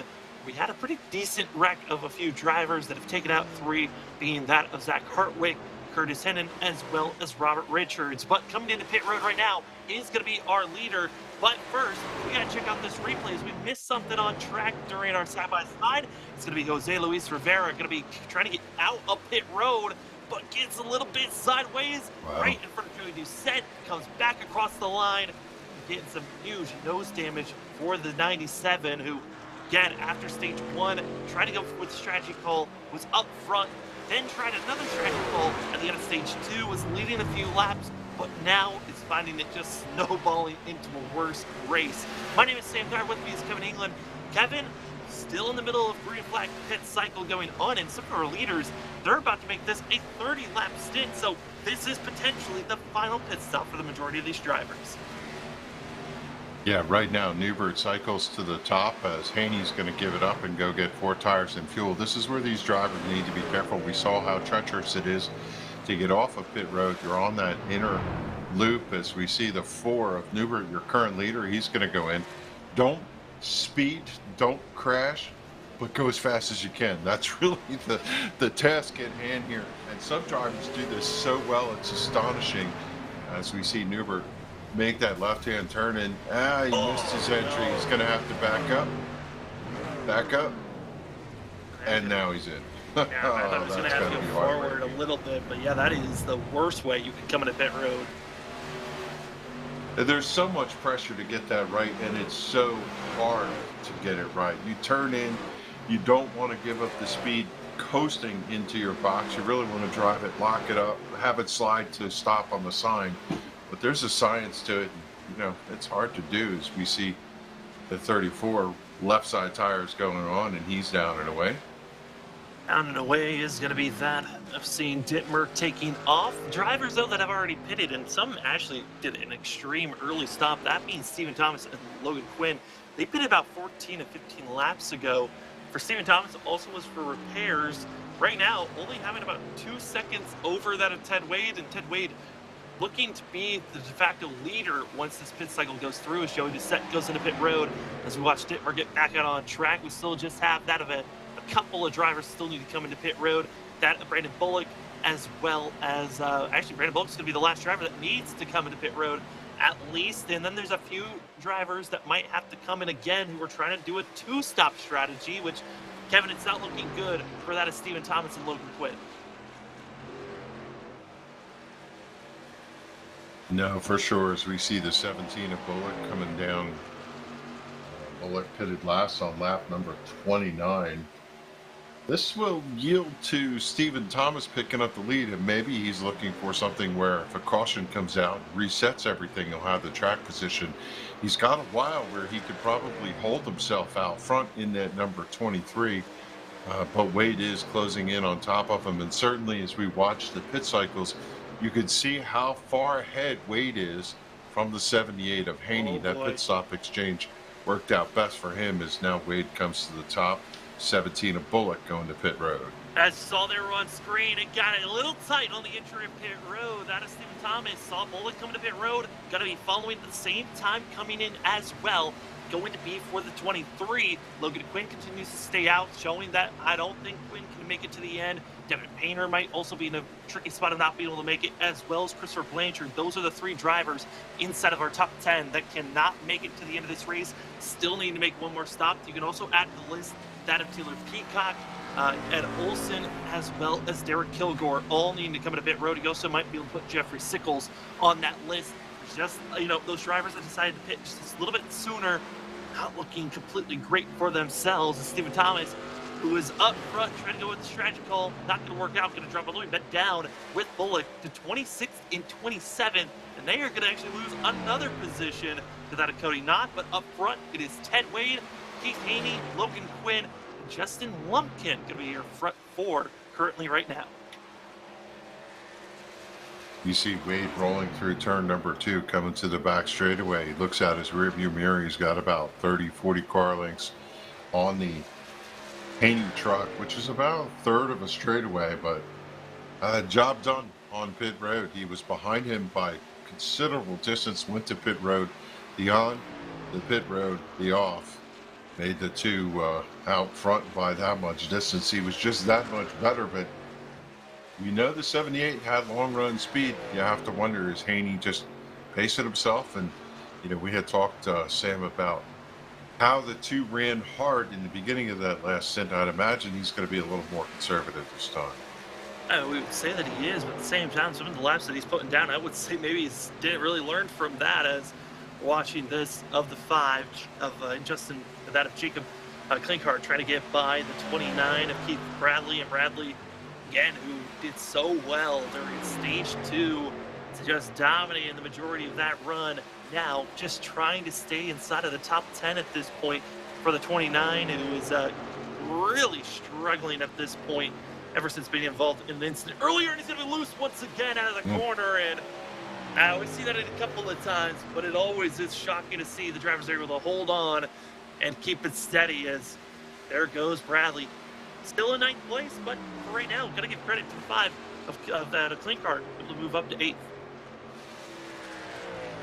One truck up high over there in turn number 4, that's a 00. Puck Wigington, the 5th place truck of Devin Painter, comes to him, and he's going to drive by cleanly on the front straightaway as you see the 64 of Painter streak into turn number 1. He's had a really good run for this truck, given the right side damage doesn't seem to be holding him up that much. And if you look at where he started, he's up 5 positions from his 10th starting spot.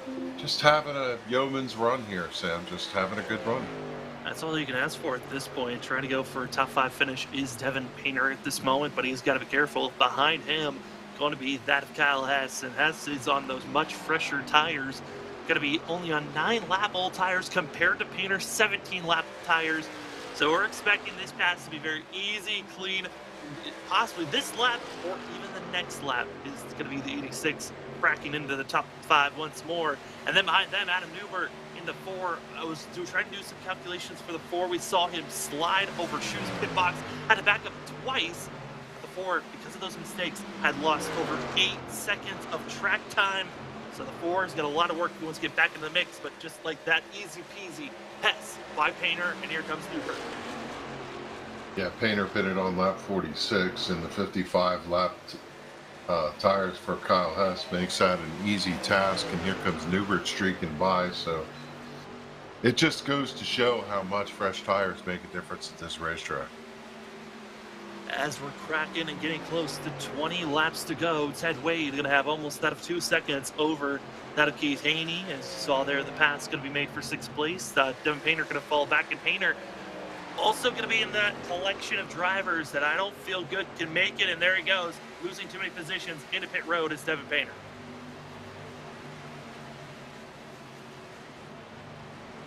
I would imagine he will take 4 tires if he can do it and hope for a caution to reset the race for himself, as Newbert looks like he has a fast truck having a good run here tonight in the 4 as Painter heads to pit box and again slides it in, and he's got to back up. He missed his pit box a little bit. Now they're going to get to work on the right side. Note on it, pit road so narrow, so small, you had to be precise if you wanted a good run. Is Adam Newbert catching up to Kyle Hess, and Hess is going to be a little bit defensive here. That Millions Restaurant's hoping for the best here, and gonna do his best here is Adam Newbert right on the back bumper of Kyle Hess. Diving it down low is the 4. And just like that, feeling comfortable now with this truck, even with the mistake, losing over 8 seconds. Wanting to get back to the top 5 and will do so is Adam Newbert.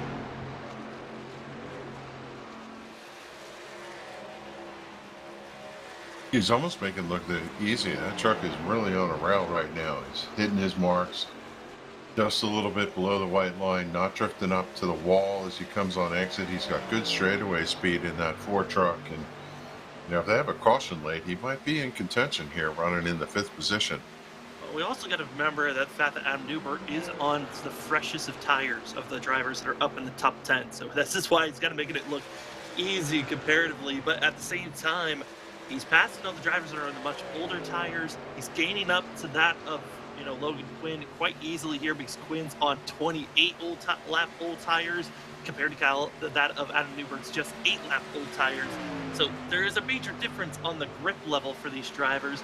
So we're expecting Newbert to easily make this pass going into 4th, but it's all that time that he lost on Justin Lumpkin that I feel the worst for Adam Newbert. Again, made mistakes, lost 8 seconds under pit road because of overshooting his pit box, but at least you can say, hey, I'm back to 4th place as he's trying to get side by side, and will make the pass over that of Logan Quinn.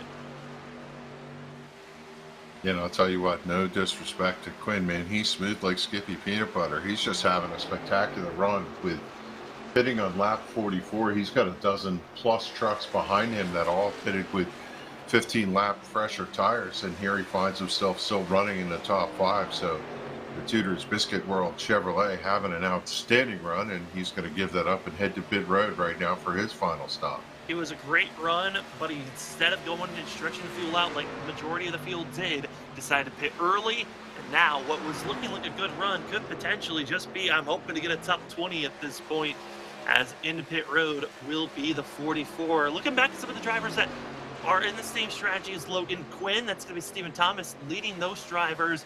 And Stephen Thomas, who was up in the was leading this race at one moment because of the strategy call, had to fall all the way back to 28th position, and now the 23 is in 16th place, soon to be in 15th after getting by Logan Quinn. But a total of 43 seconds is the difference between Stephen Thomas to our leader, showing that whole entire just one pit stop, the amount of time that you can lose. And Ted Wade, Keith Haney, they're good to make it to the end. Potentially, actually. Yeah, and I'm looking at the strategy of the 9. Brady LaBeouf currently running in the 17th position. Do I have this right? The last time he pitted was lap 28? Brady LaBeouf, looking, and he did go to pit road. Brady LaBeouf, I believe that his time did not count. He did come to pit road. He's part of the drivers that came in with Stephen Thomas, and that there was a count on when he came to pit road, because I believe he overshot his pit box, so it kind of just messed things up on our ticker. But he did pit 13 laps ago. Got it. Okay. Just say I didn't know how he was making that work. Yeah, no, I would have been shocked as well if somehow he was. I mean, he was the last time that he pitted at that time. he would have already ran out of fuel. With 15 laps to go, the majority of the field, I'm looking at our times. I think Jeffrey Sickles, as well as that of Eric Zimmerman, going to be the last drivers that need to come into pit road. The rest of the field, they are good. It is all about making it to the end. Right now, we're watching the battle for 5th place. Is that of Clinkhart as well as Hess battling this one out. And Kevin, I got to say, Kyle Hess, this has been a great run for himself. Biggest mover of the, one of the biggest movers, I should say, of the night. But yellow flag waves. Back in the field, it's going to be that of Michael McKinnon and others having issues. Well, there's some drivers who are happy and some drivers who are hooting. And, you know, Keith Haney was dialing in Ted Wade, had run him down a half second. And, you know, that old cliche, this changes everything. Pulse Popper replay coming up to show you what this yellow is about. As you want to, yeah, I'm still scratching my head. I don't know what James Morris was doing, but that is not how you defend or try to get into pit road. The 47 absolutely wiping out Matt Rudder, and that is going to bring out a late yellow that this changes everything for. All the drivers still have another 2 sets of tires to work with, but James Morris wiping out Matt Rudder there, bring out this 4th caution of the day for second on-track incident, bring out a yellow. I imagine they'll have a post-race discussion about that. I just wonder if he was trying to go to pit road or the truck got loose. It's very hard to say what happens, but one of the crazy dynamics is you're so far behind the leader that a lot of these drivers will run pace or race speed all the way up to try and get to them. The field really wants to collect in order to ensure they can get right in and get a good pit stop with your leader. I mean, I went back, rewatched it a couple of times from my point of view, and it just looks like for the 47, he was low, came into the corner with too much speed, thought that he could then kind of diamond the corner to come back down, and at that point was not expecting the closing rate for Matt Rudder. It just came down and clobbered. That was it. But now this is the decision moment. Who comes into pit road to take tires? Logan Quinn, he pitted 4 laps ago. Could be thinking about just staying out for the 44 if he had taken 4 tires on that pit stop. His pit stop was 12 seconds long. Potentially might think about staying out as the 44. I see him rolling right now past pit road as everybody's down there getting tires and fuel. That means that Logan Quinn, who we've been scratching our heads wondering if the yellow would come out. So many drivers were banking on this yellow. It does come out, the 44.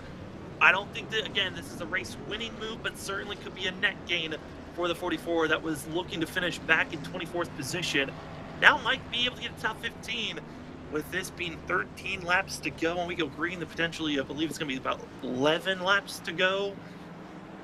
Almost maybe 10 laps to go. So, Kevin, this is going to be a shootout just like we saw for Stage 2, which kind of puts that of Ted Wade and that of Keith Haney in some pretty good spots for themselves to duel this one out.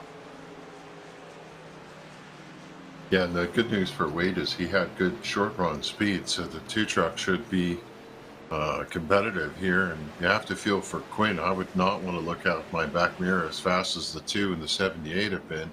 And, well, we talked about it. This is the opportunity the 4 was looking for. He's had a fast truck all night. Now he's going to tuck right back in there with this short run. We'll see what's going to happen. I have to say, good call for Logan Quinn. You know, these drivers, some of them were looking for an opportunity to try alternative strategies to get that all-important track position. And for Quinn, it's going to work out for him. He sees all these trucks out in front of him. Don't worry, they're going to take the ride around. The 11, the 42, the 00. They'll all pass the pace truck here with 1 to go, I would imagine, and give him the feel. You know, talking about trying different strategies out, talking about Logan Quinn, but some other drivers that were involved in our first accident of the day, that being Stephen Gregory as well as Hunter Parsons. Both those drivers decided to go with 2 tires only on this stop, able to get a little bit of positions for themselves after coming into pit road for the 61 and the 05. They're now going to be up in 7th and 8th place. I'm interested to see how 2 tires is going to be working here at Indy, as that's not the worst call in the world to try something this different for themselves.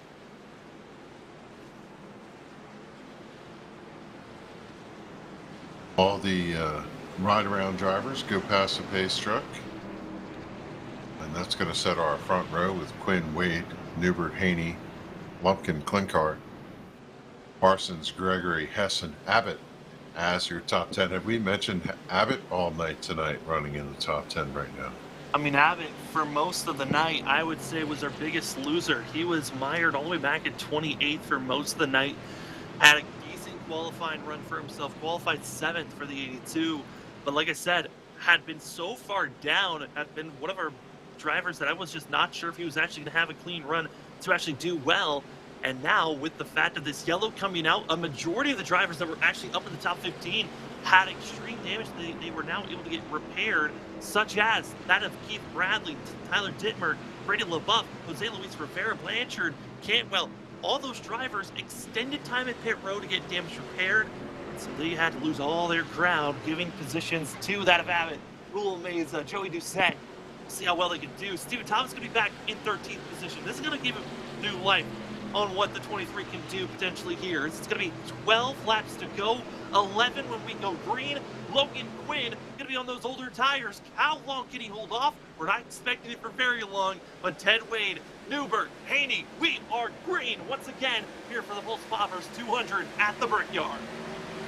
Interesting that he chose the high line. That's going to give him the good run into the corner. If he could sweep down here and close over the 2, he'll get a run to the short chute as Wade sideways up out of that corner, trying to hold as much hustle as he can. That allows the Newbert number 4 to draw to the outside. They're side by side out of 2.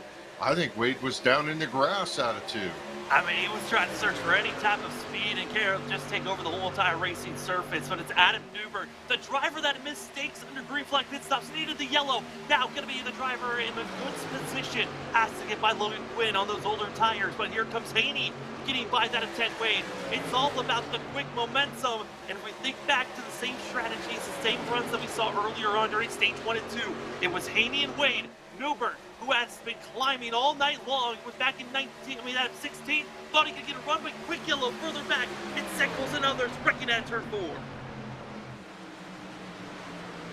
And if I'm Quinn, I am loving this, right? Because I'm going to get a little bit of time to cool my truck tires down and reset. I'm going to get a good jump as we see the Pulse Popper replay. 22 backs it in hard over there. LaBeouf gets a piece of it out of turn number 4. LaBeouf's truck is destroyed there. Multiple drivers going to get massive repairs. It's going to be Sickles and LaBeouf with required damage. A couple of others going to have to just deal with what they've got.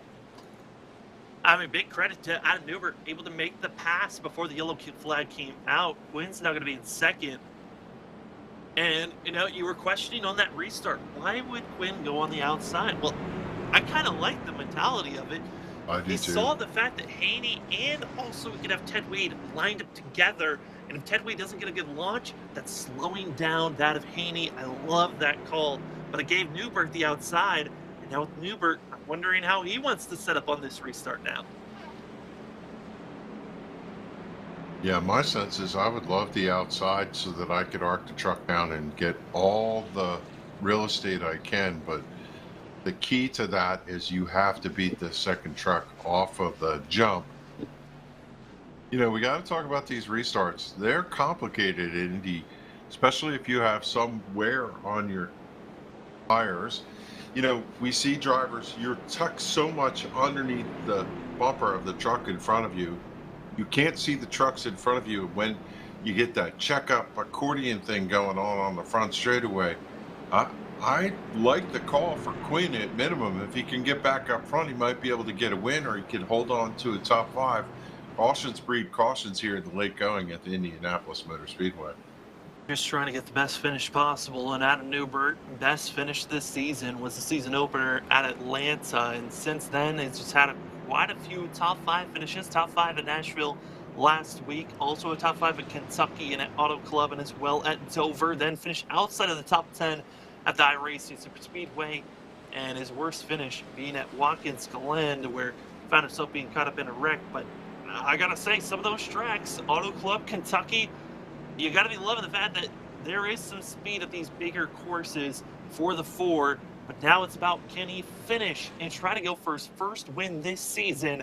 And I noted on it, even at the start of the broadcast, Adam Newbert seemed like one of the most consistent driver that has not gotten a win this season. And now, poised to try to get it done here as it's 9 laps to go, and we wait for the one to go to give us on the indication on the pace truck when those lights go off. That's when we're knowing we're going next time by.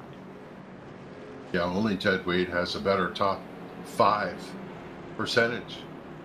Adam Newbert, you know, you have to imagine that these top 3 drivers without a win are hungry. Ted Wade would like to get another win in the column, and then you got Plinkart and Lumpkin.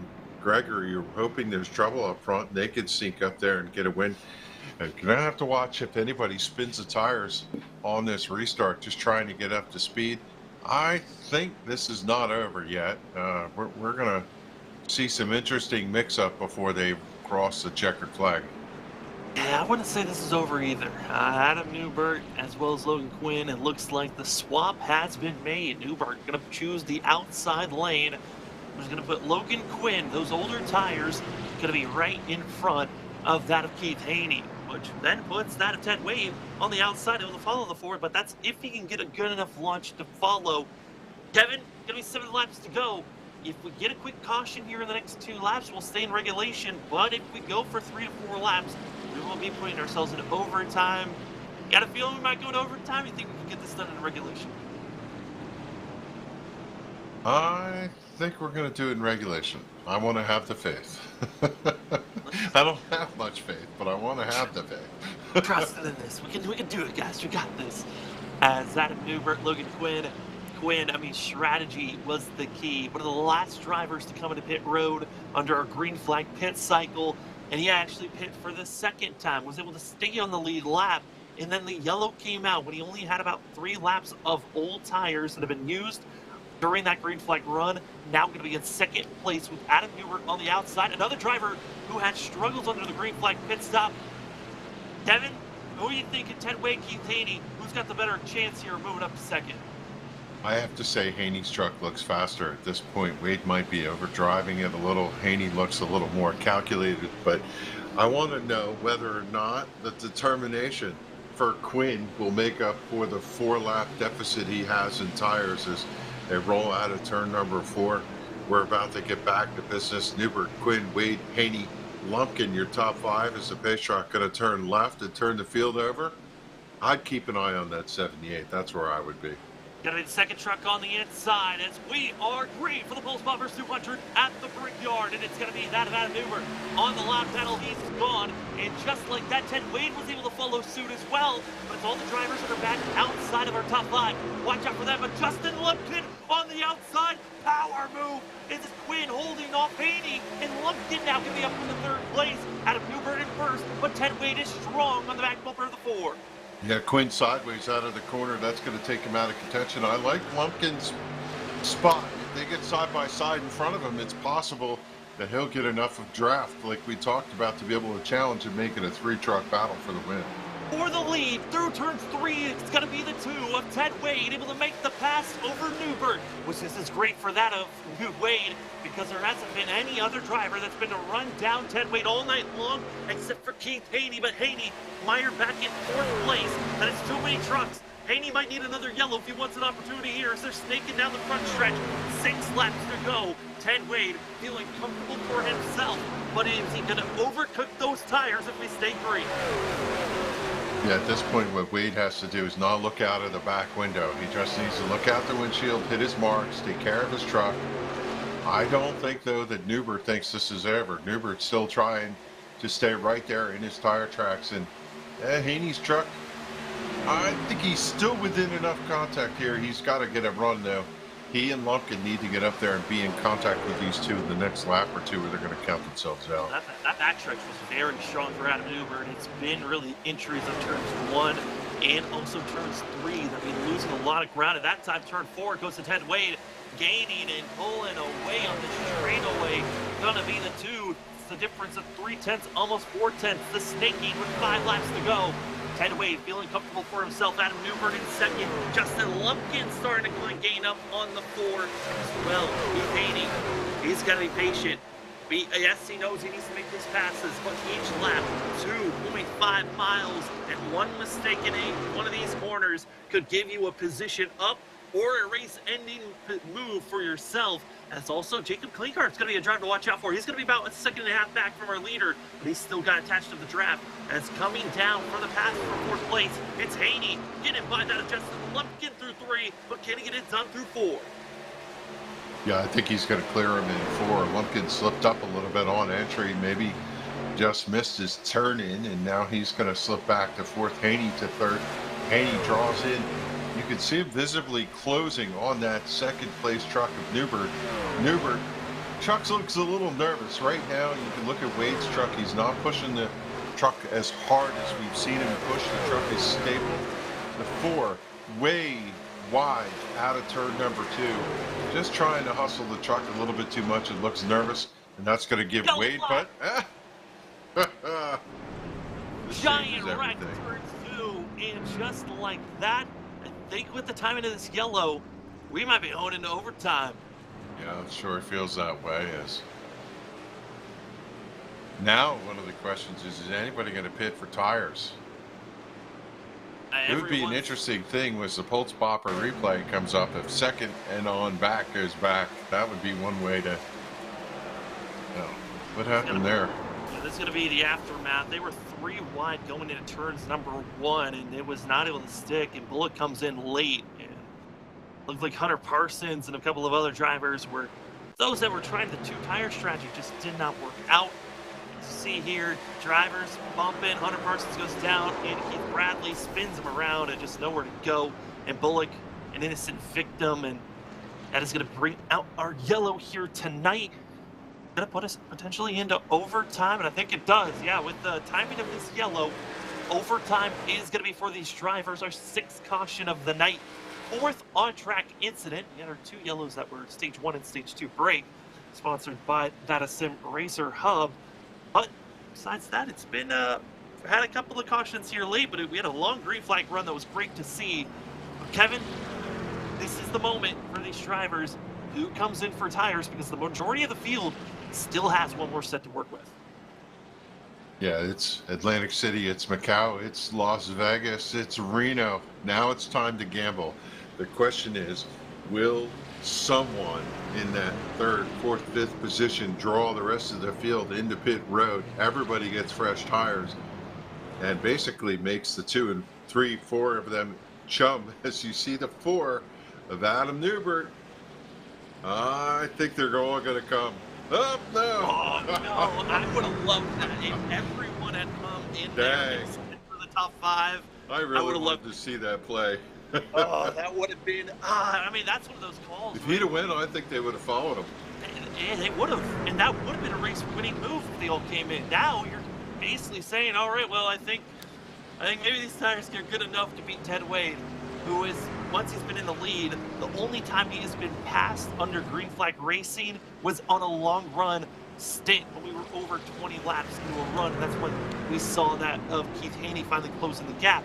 These drivers on this go, it is going to be our first of 2 attempts if needed on overtime, and these tires aren't going to be, very old. I think Ted Wade's still in a very good spot for himself. Adam Newbert, Keith Haney, Justin Lumpkin, they're going to need a miracle to beat this too. Yeah, one of my favorite sayings in this world is good enough is perfect, but good enough wasn't perfect here. I really wanted to see them go to pit road, and no offense to Wade or Newbert or anybody else that would have got stuck, but that would have been so cool to watch as a dynamic and see that play out. Now, we are going to have some drivers with fresh tires, but they're going to be deep in the field, and, who knows? It's still anybody's race. Ted Wade's to lose, though. I think he's got the fastest truck out front right now. Yeah, I would say, hey, watch out for those drivers further back that just came to pit road. But then I looked again at the drivers that all just came in. They're all the drivers that were just involved in that last wreck. So their races are practically done. They don't have, even with fresh tires, a chance to go run for a chance to win here tonight. So it is practically what you got is what you got. You're sticking with, you made your bed, you're going to lay in it for overtime. Not expecting anyone else to really make a chance. I mean, imagine that, though. We go into our second overtime attempt and everyone comes in but whoever the leader is. I mean, I love to see those different strategies come out. I mean, that's what it used to be. Whatever the leader does, you do the opposite late in runs. But here tonight, everyone's sticking with what Ted Wade's doing, which might be a way to throw away a race. As the lights go off, we're stacking up. This is our first attempt at overtime of 2 if needed. Now with overtime, if we go green, it's 2 laps for these drivers to finish out this race. If we get the 1 to go, if we get that white flag, we'll race it to the end. If a yellow flag comes out before the white flag, we will then go into our second attempt, and in that second attempt, if a yellow flag comes out before we get the white flag, the race will end under yellow. But we're hoping we finish it under this first attempt. And Kevin, overtime, it's not something new with this series. We've seen it a couple of times this season. Yeah. And now for Ted Wade, he's got to find a way to defend on the outside on this restart. So this is where the driver starts to play pretend. You have to assume that 2 is going to get a good launch. If he doesn't spin tires, he's going to be a truck or 2 out in front of everybody heading to turn number 1. If I were Haney, I would have been happier to be in the 4th spot. We saw in that last restart that Lumpkin from the outside had a good run. If you could hold the truck down, it is viable that he could potentially get alongside the 4 if he could follow the 2 and take over that second spot. Ideally, the way that that would work for him is he'd get a good run out of 2, clear the 4, drive down low, pick up the draft, and then challenge for the lead going into turn number 3. That's the quintessential race. Now we'll see whether or not any of that hypothetical is going to come true. And the wild card in that, Sam, is the 78 of Haney. What kind of moves can he make over there in turns 1 and 2?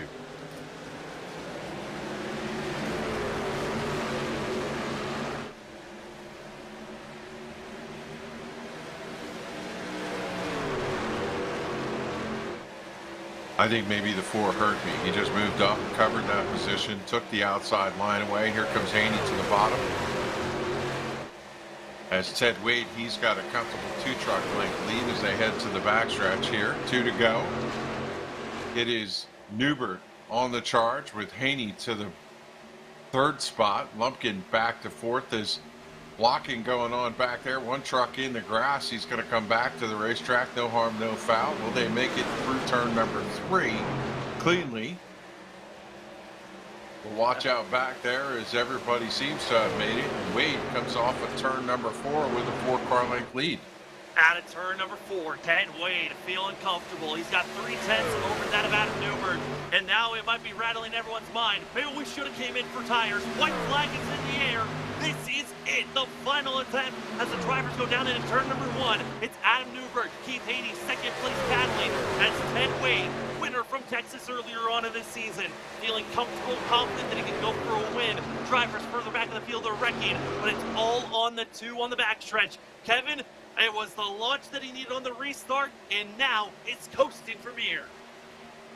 And a good restart for Newbert had put him out far enough that Haney wasn't able to get to him. The question is, will Haney have a good run off of 4? It doesn't look like he's going to get to him. Out of turn number 4 for the last time, here comes Ted Wade to the front straightaway with a comfortable lead at Indianapolis Motor Speedway.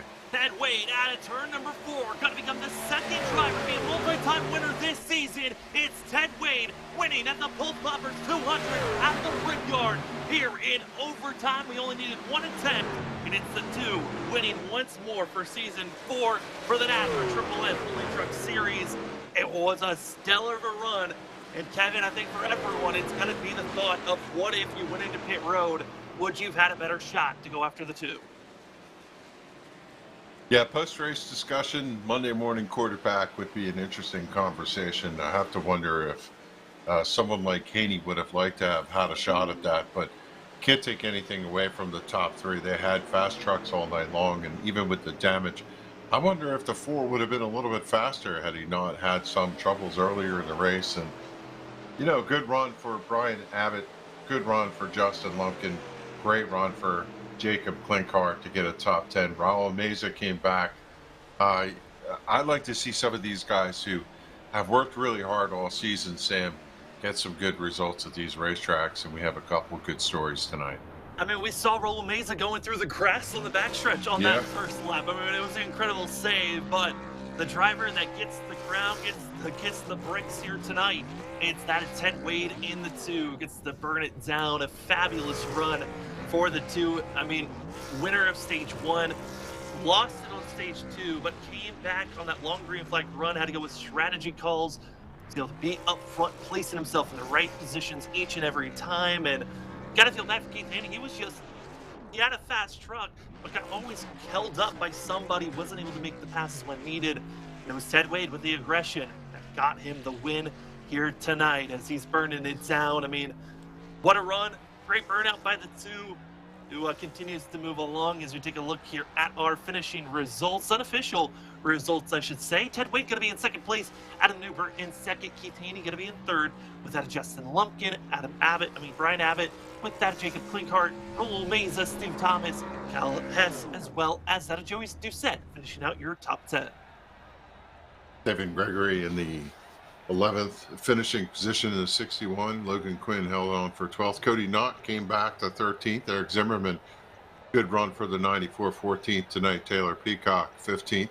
16th for the number 19 of Chris Blanchard. Devin Painter came back to 17th. Tyler Dittmer in the 34, going to be scored 18th here tonight. 19th is Ed Osborne in the 42. Derek Kilgore in the 11 will finish 20th. Jeffrey Sickles going to be in 21st position, with that of Dan Shepard going to be in 22nd, with 23rd going to that of Brady LaBeouf, Adam Cantwell, as well as that of Luis Rivera. Then we're going to be seeing that of Huck Wigington. The 00 somehow coming away with a 26th position, with the 29 of Keith Bradley in 27th, with Brandon Bullock, Hunter Parsons, Michael McKinnon, as well as your final drivers being that of Matt Rudder, James Morris, Zach Hartwick, as well as Curtis Hennon, and as well finishing out the last of the 35 drivers that raced here tonight, going to be that of Robert Richards. Big thanks to that of TJ Moore in race control for this evening. We're going to step aside really quick. When we come back, it's the post-race show. We're going to talk to our top 3, get our final thoughts, and get you out to the next race. We'll be back in just a few.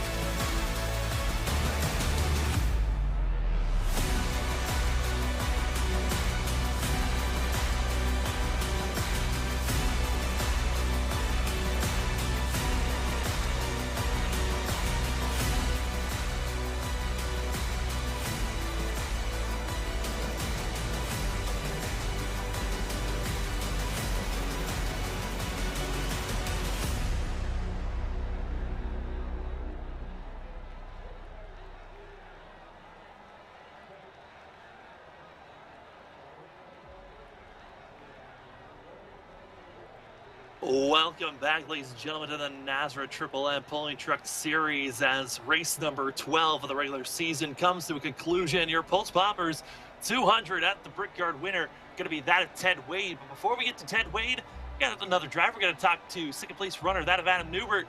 We've got in the booth. Adam, a great run for yourself, but coming up just shy. We saw there were a couple of mind games being thrown out before that restart and during the caution of potentially coming into pit road. Was there an actual thought of coming into pit road, or was it just, I'm sticking to my guns going into this overtime attempt? No, it was absolutely just trying to trick him out, hoping I can draw him down pit road. We just had a great race there at the end. I wish we had a little bit more to get Ted. I really wanted to get that win bad, but just come up a little short. That's okay. It's good to be talking to y'all again. I haven't talked to y'all since the first race. We've had a little bit of bad luck, but we're starting to get back on track. Yeah, Adam, you're going to hear on the broadcast that we were begging you to take the entire field in. No offense to the winner, but I have to ask you, the damage that you got early on didn't seem to bother you. Truck seem okay, or did you feel like you were off just a tick from the damage? Just on the straightaways, it felt like, I couldn't really suck up to anybody as much as everybody else could. Didn't have the straightaway speed. Well, Adam, it certainly was still a strong run on your part. Second place finish after qualifying back in 16th. A great rebound from qualifying. And before we let you go, the floor is yours for any shout-outs. Yeah, I'll shout out y'all at LSRTV. I'd like to thank my sponsor, Millie's Landing. I'd like to thank Stick With It Motorsports for giving me a ride this season. Hopefully we got, looking here pretty strong. We got 2 Stick With It drivers in the top 5, so we're looking pretty strong going into the playoffs right here in a couple weeks. Playoffs are right around the corner, Daytona as well as Bristol. Adam, before we let you go completely, what are your thoughts of going into these next couple of races? Well, Daytona is Daytona. I honestly hate plate racing, but it is what it is. And then Bristol, that'll be fun as well. Hopefully we can at least survive the next couple races and get a good finish out of it. That's going to be Adam Newbert in the 4, coming away with a second place finish here tonight. Good luck going into next week's race as we now are going to head to that of the butt kicker victory lane where we find ourselves with Ted Wade. Ted, kind of similar question that I had for Adam. We thought that maybe things were going to get, mixy there, drivers all coming into pit road or all staying out. Everyone decided to stay out. Did you ever think that some people behind you were going to come in, or did you feel like, all right, just got to go with what I got? Oh, no, regardless, man, we were going to go with what we had there at the end. I was going to try to come down pit road, stay out front. You wanted that clean air no matter what. Yeah, Ted, we were watching you, and it sure looked like from up here in the booth that your biggest competition was Keith Haney. He drove past you at some point and drove on. Were you looking in the rearview mirror for that 78 truck? Oh, yeah, man. I knew Haney was fast on that long run, and I was trying to watch his line. He could get through 3 and 4 really well, especially the entrance into 3. And I just couldn't match it. Like, I could get through 1 and 2 good, but he would just tear me up going through 3 and 4. And we saw you in the grass run, a couple times there. Yeah, that's from looking down over at the relative. I need to quit doing that. That is certainly a dangerous thing to do. Well said. A great run for yourself. You now, of the drivers that are still racing for a championship, going to be the second driver to have multi-time wins this season. How are you feeling with your momentum now? I mean, we kind of were calling you during the pre-show of one of the hottest drivers right now in the series. How are you feeling, though, confidence-wise, getting closer and closer to playoffs? Oh, man, I'm trying to go one race at a time with it. There's a lot of talent in this league, a lot of fast guys week in and week out, and it's definitely tough trying to get to the front and stay clean. Well, Ted, before we let you go, the floor is yours for any shout-outs. Yeah, man, I just like to thank Over the Top Designs, John Hedrick over there. He's a good guy. He takes care of us. Racer Apparel, Upfront Motorsports, NASRA, Triple M Pulling, all the guys here at LSRTV. You guys are all, you guys are awesome, by the way. But yeah, also, man, I'd like to give a shout out to old Hunter Parsons, dude. That yellow there at the end kind of saved me when he wrecked out our teammate, but it set me up for a good restart there because I think Adam Newbert was going to get me if not. It was certainly a great run there at the end, overtime, but it goes to the 2 of Ted Wade coming away with the win. Congratulations again, Ted, and good luck going into next week. Thanks, guys. Well, we moved from a butt kicker victory lane. We go down to third place. Able to come in for interviews. We got Keith Haney in the 78. Keith, you came away with third place. At moments, you looked like one of the strongest trucks out there. But man, give us your thoughts in that final restart in overtime. Oh man, that was fun, wasn't it, man? Whew. Ted was just too much for me tonight. Those cautions, they definitely didn't help me out none. And man, I wish it would have kept going green. I'm not sure if I would have pulled it off, but it would have made it a lot easier, that's for sure. I don't know if you want to give this secret away, Keith, but how the heck did you maintain the speed on the long run like you did? You were in a class all by yourself. Really, during practice there, we kind of was messing around in practice, having little long runs. I really wanted to see what the fuel run was going to be tonight and how many laps you could really get. And during that little practice session there that I was having, I was racing with somebody. I'm not sure who it was, but I could kind of tell what I was doing wrong. And I learned a little bit there. But ultimately during the race, following behind Ted and following behind Keith and those guys, I was really just able to figure out where my flaw was. And I was really messing up in 3 and 4. And once I figured out what I was doing in 3 and 4, I felt like I was able to say, can't say enough about him. And shout out to all my teammates, Keith Bradley, Ted Wade, Chris Cinnamon. I mean, these guys, they're top notch. I learn from these guys every week. I appreciate them. My brother Brian Abbott out there in the field, I love you, man. My dad, he's watching. I love you too, Dad. Appreciate it, guys. That's going to be Keith Haney in the 78, coming away with a third place finish here tonight. And congratulations on that, and good luck going into Daytona next week. Thank you so much, brother. Well, Kevin, it was certainly a spectacular race. We had our early yellow that put us into stage 1. We had a clean stage 2, a long green flag run, but then the cluster of cautions late that put us into overtime. What a race it was. What are some of your final thoughts before we get out of here? Yeah, this racetrack is more suitable to the Indy cars. I don't know that trucks and NASCAR style cars run well, but this goes to show that you can have a great race here, and the NASRA truck drivers put on a spectacular show. It was entertaining all the way through, and congratulations to Wade on the win. He just showed that he had what it took to get it done, and you're right. I think he's going to be a threat come championship time. Certainly is going to be someone to watch out for tonight. Race number 12 of season 4 for the NASRA Triple M Pulling Truck Series, and it goes to that of Ted Wade. The penultimate race of the regular season next week at Daytona Super Speedway Racing, and the drivers are going to be set, ready, and we can't wait to see. And the driver that's obviously on our minds when we come to Super Speedway Racing, got to be Keith Bradley. Will he make it 3 for 3? We'll find out next week. Big thanks to Kevin England joining me up in the booth. My name was Sam Dyer. Also, big thanks to LSRTV Studios. Thanks for joining us here tonight for amazing Friday night racing action. We'll see you next week when we see how these drivers go Super Speedway Racing for the second to last race of the regular season.